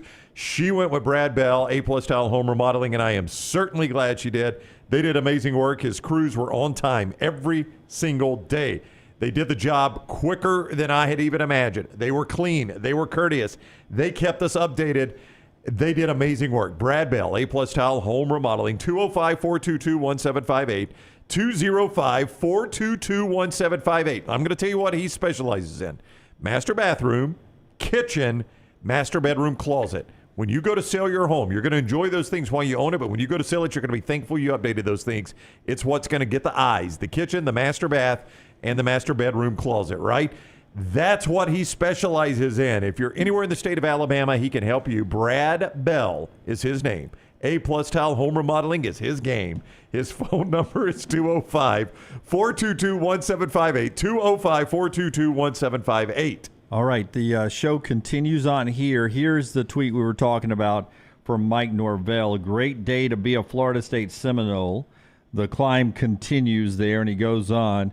He appreciates the president, the Seminole, Alford, and that's the AD, Michael Alford, Seminoles, the fan base, for continued commitment on the journey back to the top. The future is bright in Tallahassee. Assume he got a new contract and everything, so that rolls on there. A lot of people looking at Kalen DeBoer. I will just say this about Glenn Schumann at 33 years of age. Did not play college football. Had never coached on the field until Kirby Smart got the job from Georgia. And I read from The Athletic back when Kirby Smart was asked about Glenn Schumann. He had so earned Smart's trust that he was the first person he was taking with him when he was leaving Tuscaloosa. He was probably the most sure hire. You could say, wasn't it a risky hire? No, because I'd worked with him for, my God, I don't know how many years, known as a relentless recruiter. And you just start reading the names that he recruited to Georgia, and it's all the big players that won the two-time national champion. He's now 33 years old. He's going to be a head coach someday. The Alabama job, probably too big to be your first head coaching job. I mean, it's too big to be anybody's first head coaching job. But people would probably say Oregon was too big of a job for, at that time, 35-year-old Dan Lanning. Look, Greg Byrne hiring Nate Oates was a great hire, but this is going to be the hire that he's going to be known for. And it could be off the board. It could be Schumann. But I will tell you this. If you go to Nick Saban, guarantee you he'd give him an endorsement. Oh, Schumann? Yeah. Yeah, he's an Alabama grad, too, if that matters to you. He's got a bachelor's and a master's from his time at Alabama. It does not. It shouldn't. But the fact that he worked with Nick Saban and Kirby Smart does matter with the current roster. And I was reading some of the guys who are on the Alabama roster that he's not 100% Glenn Schumann. He was the lead recruiter for Caleb Downs, why Caleb almost ended up at Georgia. And, just a list that could keep the roster together. We'll see who it ends up being. I want to make this point, Brownie, unless you have some breaking news. Well, I was just going to wrap up the Mike Norvell thing real quick. Ross Dellinger reporting that the deal that will keep him there 8 years, 10 per. So an $80 million contract, sources tell Yahoo Sports. We used to. And that's Norvell? That's Norvell. Yeah, so 8 years, $10 million to the school that's saying we are going broke in the ACC. That's right. But that's the cost of doing business. It is. You're definitely going to go broke if you don't stay good at football. I will tell you, I am excited that it's not Mike Norvell. Oh, I think a lot of people were. A lot of people in the chat room are excited Mike Norvell got this extension at Florida State. Yeah, let me see that because I'm excited that it's not Mike Norvell. He was very low on my list of guys I wanted. When I was a kid, I'm a big golfer. I know we got a lot of people that are watching this show that may not normally watch it. I'm a big golfer. And when I was a kid, they used to say tour pros should give 10% of their earnings to Arnold Palmer. He raised the purses. And then it became Tiger Woods who did the same thing. College football coaches ought to do this for Nick Saban. This guy has made more guys more money than anybody I've ever seen. Yeah. Our friends at the Squadron, they got 2 games coming up this weekend. Make sure you get a chance to get out to see them. I got a great point I want to ask you about betting odds, and it's so incorrect. And even a layman like me can tell you it's the most incorrect thing that has ever happened in the history of gambling odds. Whoa. Right after I tell you that our friends at the Birmingham Squadron celebrating MLK Day and a big weekend, they'll be wearing specially made Birmingham Black Baron jerseys for the games coming up on Saturday and Monday. Afterwards, the game-worn jerseys will be auctioned off, benefiting the Negro League Museum. Former Birmingham Black Barons will be there. You get 2 games for the price of 1 this weekend, Saturday and Monday games. All you have to do is go to the Birmingham Squadron website, get some great pro basketball in Birmingham this weekend, both Saturday and Monday, or you can always get your tickets at the door. Legacy Arena, BJCC, Saturday and Monday games with our friends at the Birmingham Squadron. Here we go. Here is it was a miscarriage of odds. Alabama 6-1 to win the national championship. When? Then the greatest coach of all time retires, and they only drop to 8-1. You're telling me the greatest coach of all time retiring, and it only moved from 6-1 to 8-1? Okay. Come on, the slide's got to be more than that. Well, let's look at some other circumstances when you had a stacked roster when you lost a head coach. I always go back to Butch Davis and Larry Coker. And Larry Coker not only won a national championship his first year, he won one his second year. So give me some other examples. The roster is too stocked. They're also booking on the fact that they believe Alabama will get a really good coach on this hire. Yeah, but if it's DeBoer, I don't care who it is, you think they're going to lose somebody off the roster, right? You can't keep that entire roster intact, right? It doesn't matter who the guy. Yeah. It doesn't matter if it's Dion, Bill Belichick, Jim Harbaugh, Dan Lanning, any of these guys that come in, Kalen DeBoer, you're going to lose some people. The only thing that helps it a little bit from just a roster exodus is the fact that it's not a situation where Nick Saban has taken another job and has disappeared. Nick Saban is still in Tuscaloosa. He's still in the ear of these guys. They trust him. They respect him. He's still telling these guys, hang on, don't make a rash decision. Greg has talked to me. They're not going to hire a guy I don't think can take you to the next level, right? I mean, Nick Saban's in the ear of these guys. That is one thing that helps. Like if Nick Saban had taken the Chargers job, for instance, or the Falcons job, and it just left, you would have already had the exodus. I mean, it would have been the Wild West in Tuscaloosa. Nick Saban's still there. He's still in the ear of these guys, and he has their trust. Do you disagree? No, I agree. He was there yesterday. I haven't seen him today. But you know what I'm saying. He has an evacuated town. He's not, already in Jupiter. Well, I mean, he was he cleaned out the office. But I mean, the McAfee show last week, he was in Jupiter and with the family. He did a lot of his exit meetings via Zoom from Jupiter. At some point, he's retired. Here's all I'm going to say. Here's all I'm going to say about this. And you're right, he is retired. Everybody that has been mentioned for this job has announced a contract extension, right? Everybody except Kalen DeBoer. Okay. I'm just saying, I mean, that's what you watch for in this, right? Can you give Brown the tight shot?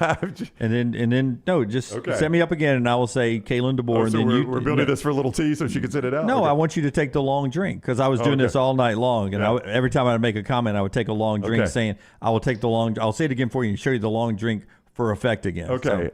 So I am not saying that this guy has the job. I'm just making a point. Everybody that has been mentioned for this job has announced a contract extension, right? Not Kalen DeBoer. See how that works? That's such a good effect.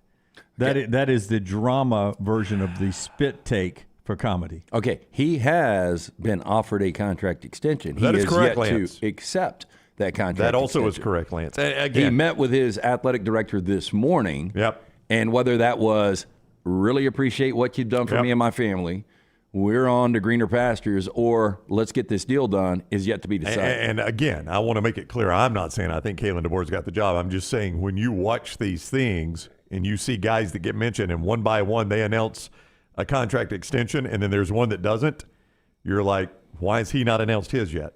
I mean, you could have done that last night. You could have done that this morning when he skipped the Buck and Chuck show, right? How can you skip the Buck and Chuck show? Technically, not that I'm Team Chuck, but I think it's the Chuck and Buck show. Chuck and Buck show. Yeah. If I'm Brock, I'm like, we didn't want him. He's leaving. Yeah. Let Chuck and Buck have him. Yeah. I don't know. I'm not saying he's getting the job. I'm just making that point that this is what you watch for in these coaching searches. When all the candidates start announcing their extension, the one guy that doesn't is the guy you keep your eye on. Yeah. I would say this, Rockstar. Chuck and Buck sounds like they would have a line like this. Kalen DeBoer leaving, Kalen DeBoering, am I right? Let's go to traffic and weather. Is it raining out there in Seattle, Chuck? What was the animated cartoon? You better bet it, Buck. On SNL? Gary and Ace? Was it Ace and Gary? Ace and Gary, the ambiguously gay duo. Oh, yeah, I like them. Yeah, Chuck and Buck would have been good. Chuck and Buck. Damn. You remember their little rock star that was a fan? It was very phallic-like. Yeah. They would ride everybody looking at? They would ride right together on it. I'm Chuck, and I'm Buck. Who else does a show with Buck? Buck and Kincaid, right? Over in Atlanta. They don't do it anymore, I don't think. Clay and Buck. Right? Oh, yeah. That's true. Yeah. Man, Buck's a popular... Where is old Buck Johnson? Buck and Mason Dixon, most popular names in radio, apparently. And Buckshot Walter, too. Yeah. Oh, yeah. I love it. Thanks, Roxanne. Why the hell y'all thought you were going to come get my coach? Do the Alabama hadn't hired their coach yet? Do that one. Do that little routine. Alabama hadn't hired their coach yet? Sweetie, get me another bourbon. This is getting fun. We're not in the barrel anymore. We paid Jimbo to get the hell out of town. We're happy with that. Who did we hire again? Yeah, what's that guy's name? Yeah. Elko pies. I love that dessert. Give me an Elko pie there, sweetie. Oh, no. Wow. Back in a moment, the show being brought to you by our friends at Woodhouse Day Spa.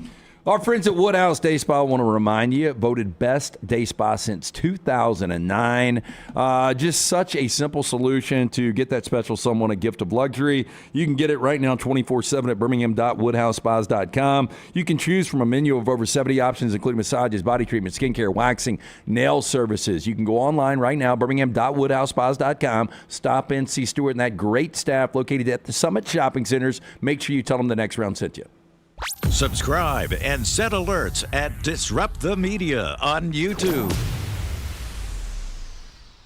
There's only one Champy's world famous fried chicken. Poor boy's tenders, full fried chicken plates, and a little bit of the Mississippi Delta with chicken on a stick and hot tamales. On your way to or from the big game on Highway 119 in Alabaster, stop by Champy's Chicken. Spring weather is here, and our friends at Hemp Hill Services are offering a $69 HVAC tune-up plus 10% off any service call when you mention the next round. Call Adam, Chad, and the guys at Hemp Hill Services. Make sure your HVAC unit is ready to keep up with the changing weather. Hemp Hill Services, locally owned and operated independent train dealer. The team can service all makes and models. For all of your plumbing, heating, and cooling needs, call Hemp Hill Services. It's hard to stop a train. 205-229-2090 or hemphillservices.com. That's 205-229-2090, hemphillservices.com. When it comes to great clothing, I love comfortable clothing that I can also wear to the golf course or anywhere I go. I get that from Roback. Ryan Brown here for the next round.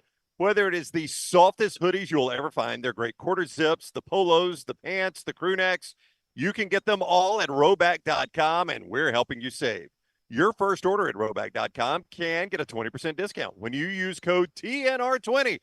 That is Roback.com, code TNR20 for 20% off your initial order at Roback.com. For more than 40 years, Red Wing Shoes has been helping the hardworking people of Alabama. This is why Red Wing Shoes has created the 3-step comfort solution. Step 1, a certified fit specialist will use a 3D scan to electronically measure your feet and arches. Step 2, the fit specialist helps you get the appropriate footwear for your occupation. Step 3, customize your boot or shoe with a Red Wing orthotic. Whether you have a high arch or flat feet, Red Wing has comfort solutions for you. So experience comfort at its best. Visit one of the Red Wing shoe stores located in Pelham or Trussville. You want to look great while supporting your favorite show? You know the place to go is the official Next Round store at nextround.store. Yes, there are .store domains, and we have one. From shirts to hoodies to hats and all kinds of fun stuff, you can rep the Next Round anywhere you go. At the beach, Next Round hats to block out that sun. Up north in the winter, get you a comfy Next Round hoodie. Just need something to put your $20 beer in at a game? Get you a Next Round koozie and throw that thing in your pocket. You never know what stuff Jim's going to make me put in there next. Check it out. It's the Next Round store at nextround.store. Stop by the New York Butcher Shop and pick up the finest in certified Angus prime beef steaks and burgers, premium pork chops, ribs, and all-natural chicken cut to order just for you. Their chef-prepared entrees and side dishes are the perfect dinner-to-go choice for your family and are ready to heat at home. With a great selection of fine wines and desserts, the New York Butcher Shop is your one-stop dinner shop. 2 locations to serve you, Cahaba Heights and on Highway 119 in Greystone. The New York Butcher Shop, rare quality, well-done service. Start your day online at nextroundlive.com. Get all the latest videos, podcasts, and college football stories. And it's also a great way to stream the show or shop in the Next Round store. Stay connected by visiting nextroundlive.com.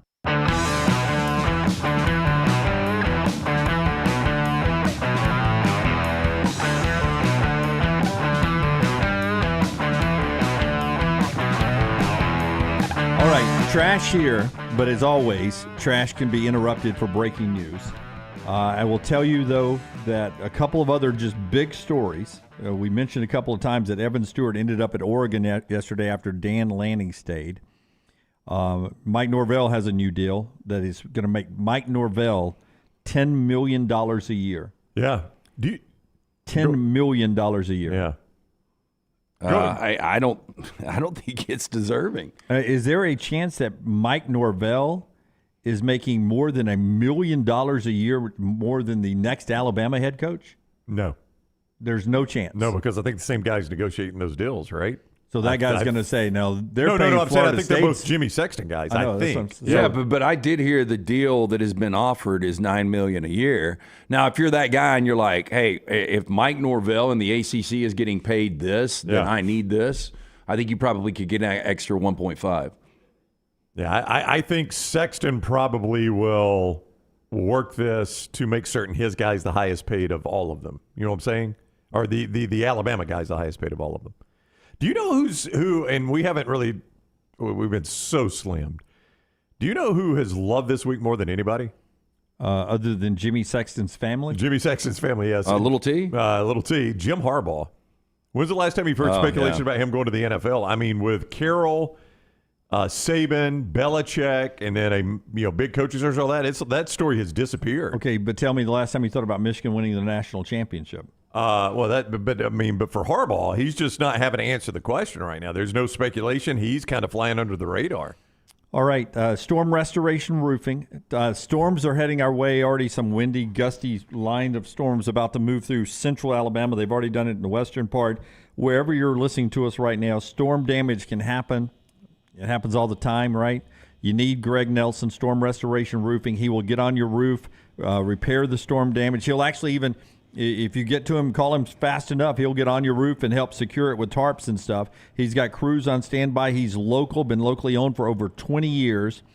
Away from storm damage, which he's really great at, he also gives you a free no-cost roof inspection, 205-542-3531, 205-542-3531, or you can look him up on Facebook, Greg from Pell City. New roof, when it gets too old, he does that. Storm damage, he does that. Free no-cost roof inspection, he does that. 205-542-3531. Great point over there. The IRS probably loving the coaching search as well. It is amazing with the millions of dollars we're talking about in just the college football circles that we are $34 trillion in debt. It really is. I think the college football coaches can help that. Is Jimmy Sexton paying his fair share?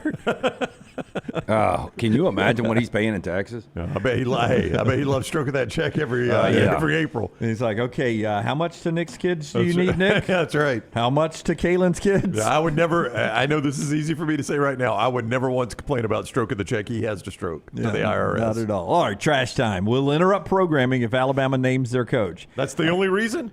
If there's any developing news, we'll interrupt trash to do that. But until then, sit back and enjoy it, Rocky. I was in the bathroom taking a shave, and I heard a screeching. Saw that between a screech and a whistle. What did it sound like? I said, what in the world is this? And I heard a boom. LT's Trash is presented by Mortgage Right. Mortgages done the right way. Hey, for the Alabama fan out there that doesn't want DeBoer or Snoop over in the chat room, DeBoer gets hired, Jalen's out, Will Rogers is in. Can you imagine Will Rogers, who had his worst career games ever against Alabama, if he was Alabama's starting quarterback? That's the one way to solve it. You Yeah. can't struggle against Alabama if you never play against Alabama. But if he's on the crimson, bet the white in the A-Day game. Hey, are you a veteran looking for a VA loan? Mortgage Right has been advocating for veterans since their company began. It's a veteran-owned, operated company committed to your well-being. They can help you find the best terms available, guide you through every step of the process. Visit their location, Highway 280 in Birmingham. You can apply, mortgageright.com/TNR. Call 205-815-9200, NMLS 2239, equal housing lender. We start first with 6 horrific things, Rocky says, that can happen to you if you hold in a fart. Horrific? I'm just trying to educate you guys. Stifling gas can cause a range of uncomfortable and painful side effects that are worse than any temporary embarrassment you might suffer. Number 1, mouth gas. One of the stranger reactions I think we used to work with somebody that had mouth gas. Not going when you need to is mouth gas. When you block a fart from leaving the body, some of the gas built up in the rectum can pass through the gut wall and be reabsorbed in the bloodstream. Do you think that's what it was with him? Or just dirty-ass gums and teeth? That was straight halitosis. Yeah. Number 2, bloating. Buildup of gas in your gut can also cause another uncomfortable side effect, bloating. That's obvious. Yeah, you don't want to be bloated. I'm not a doctor. I knew that. Yeah. Cramping, being gassy can be uncomfortable, but holding in, take pain to the next level. Indigestion is number 4. Number 5 is heartburn. And diverticulitis is number 6. You do not want that. I was diagnosed with that, and it was so bad for like 2 or 3 months, and then it kind of went away. I had a friend that had a lot of his small intestine taken out because of diverticulitis. Anyone it is painful. Anyone I've known who've had it says it can be debilitating at times. Yeah. I'll tell you, I had it I got diagnosed with it the day I left for Amish country. And that first night was rough. Never been the same again, have you?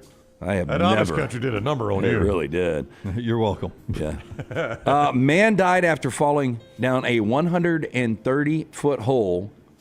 The curveball here is he dug the hole under his kitchen floor after dreaming there was gold buried under his property in Brazil. That's a good-looking kitchen. I don't know why you would ruin it like that. Yeah. Baby, are you digging that hole again? Why Pimenta? I don't even know. I like his cheese. Yeah. 71 years old right there. Lost his balance Thursday afternoon, plunged down the massive pit he excavated, which ended up being as tall as a 12-story building.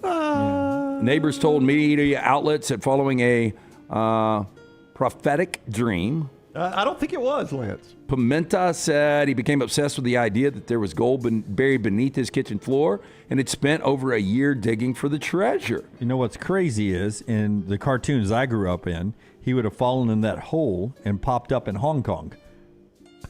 It's true. Very true. Those were the cartoons I grew up with. No, he was I don't know if it's politically correct now, but he would come up on the other side of the world, and Chinese music would be playing. According to the neighbors, Pimenta would also pay others to help dig the hole, increasing their rate as the hole grew digger. Most recently, he paid others up to $500 to assist in his efforts. When his body was found, this is a shocker, he had head injuries and broken legs as well as other fractures. Chat room Did he land on gold or anything? No, he did not. Chat room on fire saying our guy needs Brad Bell. He definitely does now. He really does. His new nickname is Dig Dug. You ever play that game? I did. Oh, yeah. Lance uses it as a verb. Yeah, well, I mean, people's talking about Jimmy Sexton. That kitchen, I'm going to assume he eats out a lot, right? That's a kitchen? Yeah. This whole time I thought it was a bathroom. You can't see this, whatever the hell that is. That's their table, Rockstar, I Fake? think. No, that's a sink. Yeah, that's why I thought it was a bathroom. Is that a Jarritos? I don't know what that is. You got The drink on the counter. I'm going to say the houses aren't quite as nice there as they are here in the Last US. time he mopped his floor. It looks like a hubcap right there. Yeah. We eating off the hubcaps again? What's the best picture we have of Ryo? That blurry one of him at the office. That's what he's using. Good That's memory. true. Yeah, he really didn't. He was not on social media, was he? No, if I saw that on the post office wall, it would be believable. Carmen Electra wants to be known by a different name, although it's actually one you're probably familiar with. The actress/model just filed legal docs obtained by TMZ, signaling to a court that she wants her birth name, Tara Lee Patrick, to be formally changed to Carmen Electra. Now, How can there's I get nothing the news for a day? How can I get the news for a day? Nothing else really noteworthy in the paperwork other than the fact filed just before New Year's on December 29, 2023, and wants to start 2024 fresh. Well, first blush is I don't think you should be wearing a jacket and a really tight swimsuit in the same outfit. Well, what if she's cold? Either it's too cold to wear a swimsuit, or no need to wear the jacket. She's got pantyhose on too, Jim. What do you think about that? Fishnets almost. Was she going to serve at I'll Hooters? tell you, back in the day, Carmen was strong to quite strong. How old is that photo, though? That is, I think that's from the 30 recent years. Baywatch movie. No, that was from the movie with. Wow. Yeah. Wow. Damn, so that's only like 10 years old. Yeah. Wow. Because it looks like a Today Show logo in the back. Oh, It is. It Yeah, is a Today Show she's logo. at 30 Rock there Yeah. for sure. Now, Brown, you would love that. Love this. Carmen Electra. Oh, Celebrities are having full-blown golf complexes built in their gardens. That's Mark such a good Wahlberg, idea. Sidney Crawford, Yep. DJ Khaled, Yeah. Josh Allen, your Absolutely. boy. Another one. From putting greens and par 3 holes to full-blown course replicas, the sport is increasingly taking up residence in gardens and backyards as golf enthusiasts of all levels look to shorten their travel time to the tee. If you had $25 million, you'd do something like this. I wouldn't you? absolutely would. Now, I would Lance, say what if do you notice the best thing about that picture is in the background? Is that Jim Nance with Mark Wahlberg? No, that's the designer of the course and Mark Wahlberg. But what's in the background of that picture that would be so awesome for you? A coyote? An alligator? There is a free leaf blower just sitting No, there. it That's why is. you got to Just keep the sitting there. green clean. Hey, I tell you what, if Marky Mark catches one thin, it's coming right back at him. I heard he can go. golf. I will say this, though. I bet that leaf blower is heard by no one outside of his property. Yeah, ain't no doubt. Now, the cost of the artificial green. Look, and I got Harbin's. Harbin's can do this for you. Now, mine is like ultra small because this gets up to $25 per square feet. I mean, you lose me on the netting, though. Now, Tim Venturi, that's the guy you saw with Mark Wahlberg, the son of Hall of Fame golfer Ken Venturi, had a 12,000 square foot green installed at his house. So you think about 12,000 times $25, a lot of money. Yeah. They're saying hired in 2013, he went to actor Wahlberg's house. his 30,000 square foot Beverly Park estate that just recently went on sale for $87.5 million. Only looked worth 85 to me. Well, that's a heck of a green. I don't know if I'd ever go inside until it rained. That would be fun. Just having buddies over to play that. No doubt. You get good in your short game. Yeah. That's all I got. That is Trash Today, brought to you by our friends at Mortgage Right. Yeah, buying a home, major milestone in life. Getting it right comes down to the right advice at the right time. That's why we're proud to partner with our friends at Mortgage Right, who do mortgages the right way. Go online, mortgageright.com/TNR. Call 205-815-9200, NMLS 2239, Equal Housing Lender. I apologize. I had fallen asleep with my eyes open for just a second. Seriously? there. I thought you were looking at breaking news. You were just asleep? Well, we were talking about golf, and it seemed like we'd all moved into our golf voices. And I had a little peaceful moment there, and I was just like, yeah. Did you not get any sleep last night? I forgot we were doing the show for a second. Have you seen the video? You mentioned Jim Nance. Have you seen the video? He lives at he's got a house at Pebble Beach. I think he lives full-time in Nashville, but he's got a place at Pebble Beach. Jim Nance lives full-time in Nashville? I think he's moved to Nashville. A lot of people live in Nashville right now. My goodness. I think he has moved to Nashville, but he's got a place at Pebble Beach. And these guys, he's just out walking his dog or something like that on the course, and they come to the famous par 3 7th. And he's there, and they're like, would you, on video, narrate our shots? And he does it like he's doing a PGA I've seen Tour. that. That's pretty cool. Yeah, that is cool. Nance is a pretty nice guy. I've dealt with him a couple times, and he's always been a nice guy to me. And that shows that, he seems to be a pretty nice guy. We've got a request. He could be nice to you, yes. Oh, got no a doubt. request for you. Our buddy Ray said, we need Dunaway to also play James Spann because I'm not changing the channel from you guys. I need to be weather aware as well. I can't do that. There's life's involved. Matt says there's talk on the message boards that Caleb Downs is following some Ohio State players as well as some Notre Dame coaches on social media. Oh, no. They were both his Final Four along with Georgia. It's inevitable that if the coach isn't hired soon and if the coach isn't to their liking, you're going to lose players at Alabama. You don't want it to be the National Freshman of the Year, but, yesterday we started hearing about Ohio State. Caleb Downs may be the most wanted man in college football. One of them. I would say this. If I was advising these players, when does the portal close? Ever? No, it's a 28 more days for the Alabama for the guys players. because for the of the Bama coaching players, coach. right. So I would advise, if I was internally in that building, look, you're at Alabama for a reason. Give the next guy an opportunity to at least be hired and have a meeting and at least absorb this a little bit and do a little due diligence on the guy. Again, this is why you want Nick Saban still around this program. He can tell guys that, and they'll listen to him. Will they follow his advice? I don't know, but they'll definitely listen to it. If you also are keeping up with what's going on with the Washington football roster, which is losing some big players already. Yeah, that are just eligibility they've exhausted. Right. But also, running back Dylan Johnson telling ESPN he's leaving school early to go to the NFL. Odunze earlier, didn't you tell me he was doing that Going as to well? the NFL, yeah. He's going to the NFL. So they were already losing stars. There's two of their biggest ones also leaving. It's a good time to get the hell out of town. Yeah, Odunze, though, he is going to be the second he'll be the second. I think it's going to be obviously Marvin Harrison Jr., then Odunze, and then I think probably Malik Neighbors. At least second or third. He'll probably be a top 15 guy. He's got to come out. Dylan Johnson, a little surprising. I would not read into that anything with Kalen DeBoer. I mean, that's going to happen at every program in America. Guys who should or shouldn't go to the NFL draft. Wasn't reading that into Kalen DeBoer was leaving. I'm just saying if I'm Kalen DeBoer, I'm making my choices. Right. I'm like watching, oh, God, there goes another one. Yeah. There goes another one. I'm already losing Penix. I'm losing maybe the best receiver in the country. All of those.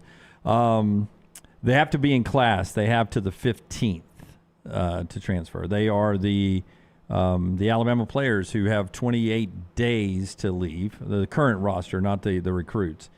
And we'll continue to talk about the search until it's over with. Yes, NH3425, we were just talking about that. Downs rumored to be talking to Ohio State, or Ohio State talking to them, however that works out. 225 days till we play football again. One more segment to go before we end the proper show here. But again, we're on high alert all day long. And Emily Grace McWhorter, our In the Field reporter, is in Tuscaloosa as we speak. We're back in a moment right here on TNR. Call the next round now at 205-734-0923. Things fall apart. There's even a book about it, but that doesn't mean you have to break the bank to fix them. Ryan Brown here for the next round. Our friends at Mortgage Right have a new renovation option that will make repairs and other home improvements easy. If you've recently purchased a home and find yourself short on cash, or you're looking to buy a fixer-upper, Mortgage Right's renovation loan program can help you spruce up your space. Repairs can be made to your roof, plumbing, flooring, and more with the help of top-notch mortgage professionals. So get your fix by visiting mortgageright.com/TNR. And MLS 2239, Equal Housing Lender. There's only one Champy's world famous fried chicken. Poor Boy's Tenders, full fried chicken plates, and a little bit of the Mississippi Delta with chicken on a stick and hot tamales. On your way to or from the big game on Highway 119 in Alabaster, stop by Champy's Chicken. When it comes to great clothing, I love comfortable clothing that I can also wear to the golf course or anywhere I go. I get that from Roback. Ryan Brown here for the next round. Whether it is the softest hoodies you'll ever find, they're great quarter zips, the polos, the pants, the crew necks, you can get them all at Roback.com, and we're helping you save. Your first order at Roback.com can get a 20% discount when you use code TNR20. That is Roback.com, code TNR20 for 20% off your initial order at Roback.com. The wait is over. Tonali has arrived. Beautifully distinctive Italian styling and performance. Come test drive the all-new 2024 Alfa Romeo Tonali plug-in hybrid at Alfa Romeo of Birmingham. The all-new Tonali offers best-in-class horsepower and torque, fastest 0 to 60 times in its class, plus best-in-class range with full electric charge. And best of all, qualified Tonali leasees are eligible for up to $7,500 EV tax credit factored into your lease. Hurry down to Alfa Romeo of Birmingham and experience the all-new Tonali. This hour of the next round is presented by the Birmingham Racecourse Casino, now featuring 7 days of giveaways with your chance to win a share of up to $125,000. The more you visit the Birmingham Racecourse Casino, the more chances you have to win. When it comes to great clothing, I love comfortable clothing that I can also wear to the golf course or anywhere I go. I get that from Roback. Ryan Brown here for the next round. Whether it is the softest hoodies you'll ever find, they're great quarter zips, the polos, the pants, the crew necks, you can get them all at Roback.com, and we're helping you save. Your first order at Roback.com can get a 20% discount when you use code TNR20. That is Roback.com, code TNR20 for 20% off your initial order at Roback.com. The Double Down Media podcast family is live and full of content for all ages. The Mystery Fifth Hour gives the next round host a chance to talk about everything but sports. Pour a glass of Bama and Bourbon, our weekly college football conversation, while sipping on some of the most interesting pours in the bourbon world. And in our Not For All Ages podcast, The Last Call, LT takes off the gloves for in-depth conversations with stars like Taylor Hicks, presented by Redmont Vodka. Find these podcasts and more by searching The Next Round on Apple, Spotify, and on our website, nextroundlive.com.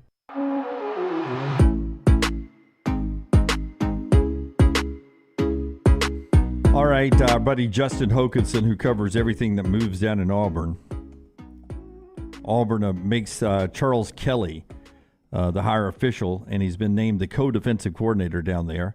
Kelly is already on the road recruiting for the Tigers. Today is the first day for the coaches to be back out recruiting, correct? Yeah, I saw Kirby Smart sending out numerous tweets from the places he has been out recruiting. So, yeah, they're back out on the road right now. Yeah, so Charles Kelly is on the Auburn coaching staff, and many of you are expecting Derek Nix to be announced sometime soon to fill the 2 vacancies that you have seen leave Auburn recently. Yeah, I would say Charles probably more known for his recruiting than his coaching acumen.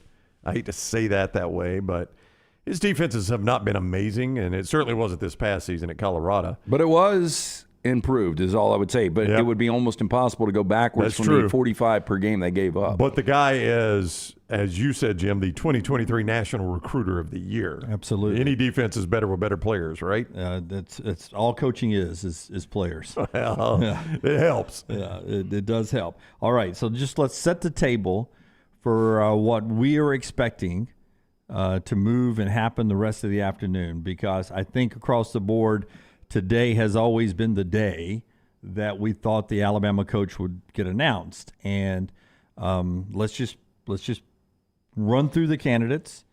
If you started the day with Kalen DeBoer on your list, and if you started the day with Mike Norvell on your list and Dan Lanning on your list and Steve Sarkisian, all those Jimmy Sexton guys have had new deals announced first. And the only one who hasn't had the new deal announced yet is Kalen DeBoer, Brownie. That is correct. And within, I guess, Lanning said about this time yesterday. So within the last 24 hours, Lanning, Norvell, if you believe Sark was an actual candidate, I never really bought into that one. All those guys have had contract extensions announced. I am not 100% certain on Norvell, though I think he is a Sexton guy. But all those guys, the one thing they have in common is they are Jimmy Sexton clients.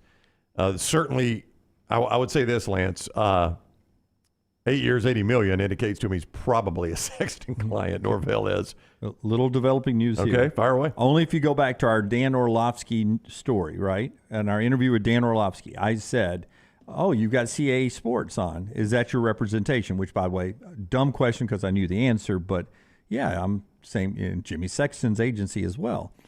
And he said, oh, if I knew who the coach was, I would be trolling on Twitter very hard. Quote. That's right. That was his quote. That was the quote, yes. Dan Orlovsky, I think immaturely he even said immaturely. Yes.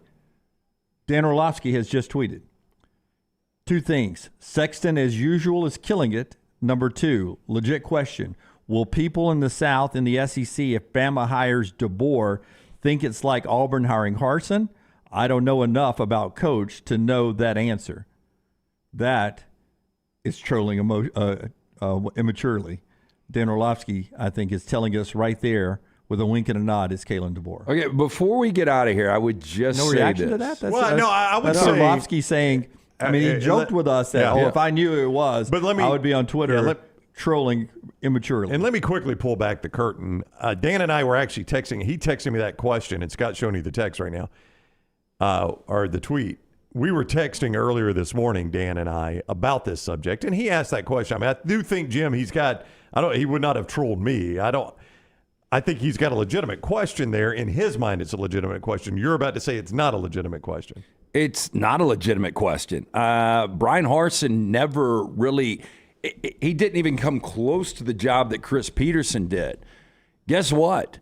Kalen DeBoer surpassed the job that Chris Peterson did at Washington. So this is a guy that has been a head coach when you go back to his days at Sioux Falls for 7 years. 5 years at Sioux Falls, 2 years at Fresno, and 2 at Washington. You got to take 2020 out because they only played 6 games. But of those other 8 years, he's won double digits 7 times. He's won 3 national championships with Sioux Falls. He just played for the national championship at Washington. This guy can coach. I promise you it's going to be a home run if he is the guy. Brian Harsin, I said it from the jump. I remember we were doing the show in my basement. I was like, dude did a B job with an A program, and it's the flip. You take a B program like Washington, he did an A-plus job. Okay, Bruce Feldman just now retweeting something he tweeted 18 hours ago. Which was? So Bruce Feldman, who, it's not common to retweet your own stuff usually. Bruce Feldman retweeting something he retweeted 18 hours ago on the topic of Alabama's interest in Kalen DeBoer. His career record is 104-12. He's 12-2 all-time versus the top 25. Yeah, he's never coached in the SEC, but then again, neither had Nick Saban until he was hired by LSU. It's funny that Bruce goes back to 18 hours ago to bring that tweet back to our timeline right now. Yeah. Look, DeBoer is he is the best you could have gotten. If he actually takes this job. Here's the thing I would say, though, is your concern is recruiting. Because he's a West Coast guy. He's never recruited in the South. This is a different world recruiting in the South. And that's a concern. He's going to have to. If Kalen DeBoer is the guy, if he takes this job, he's going to, and these SEC coaches jump school to school. We see it all the time. He's going to have to go get him some mercenaries. He's going to have to go get a couple of guys 3-4 guys that have done this in the SEC and know what they're doing. Well, people that know the terrain, there is no doubt about it. But I'll go back to people dogging out his recruiting efforts before at Washington. If you can have those low of composite classes and play for a national championship and beat Texas with all their 5 stars, when on the roster, what did Washington have, 1 or 2 5 stars on the entire 2 roster?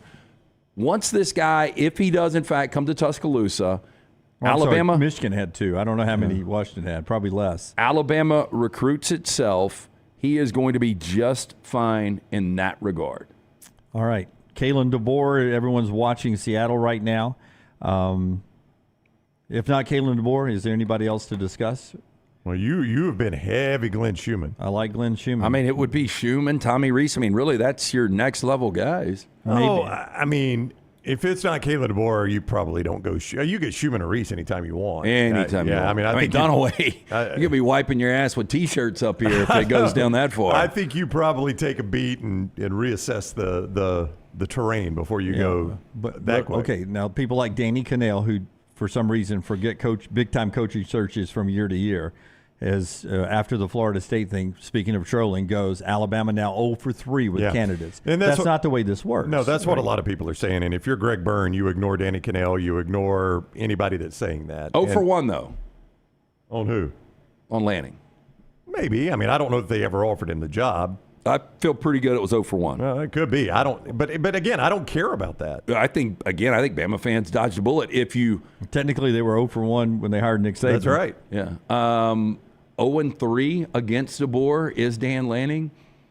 To me, DeBoer is the much better coach. I think you dodged a bullet if, in fact, Dan Lanning was offered and DeBoer ends up being the guy. And I can tell you, we know Greg pretty well, Greg Byrne. He's not sitting around worrying about Danny Cannell saying he's 0 for 3 or any other member of the media saying swing and a miss. How's it going in Tuscaloosa? I don't think that affects a guy like Greg Byrne. If so, he would be doing something else. Yeah. Coaching searches, they're fun for some, not for others, and it's been a long, long time since we've done one at Alabama. In fact, we were not even doing a show together. That's right. And it was a coaching search. I forget which one that brought him. That's how Brown and I became friends. That was Shula, I think. You think it was Shula? Yeah, I'm pretty sure it was. I think it was. It was whichever. Or Mike Price. Actually, I think it was Mike Price. I do too, because Mike Riley was in the mix. That's right. And I think that was the first phone call you ever called. Yeah. And I was like, okay, I'll call. I was calling Ken last to get some real info, and Dunaway answered. Ken had long since retired or moved to news or something. All right. I'm up here still, but maybe. None of us are leaving. Maybe I get to go home tonight. None of us are leaving. We're going to fire up the stream, the 24-hour multi-room stream right after the show as soon as we can get it up and rolling. Make sure you've set your alerts, though, so you know when we go live. Subscribe on YouTube. Set your alerts so you know when we go live. Follow us on social media at Next Round Live. Give us a thumbs up while you're here. Yeah, but you can watch Big Brother style as we all do our work today. With no audio. You won't be hearing the private conversations. We'll jump on if we need to just have fun with you. And then at some point, we will come back on this platform with a new stream. So set the alert so we can do that. I got a conference call coming up. You can watch me do that. Oh, you got to be in one of 3 rooms. Until next time, God bless you and God bless America.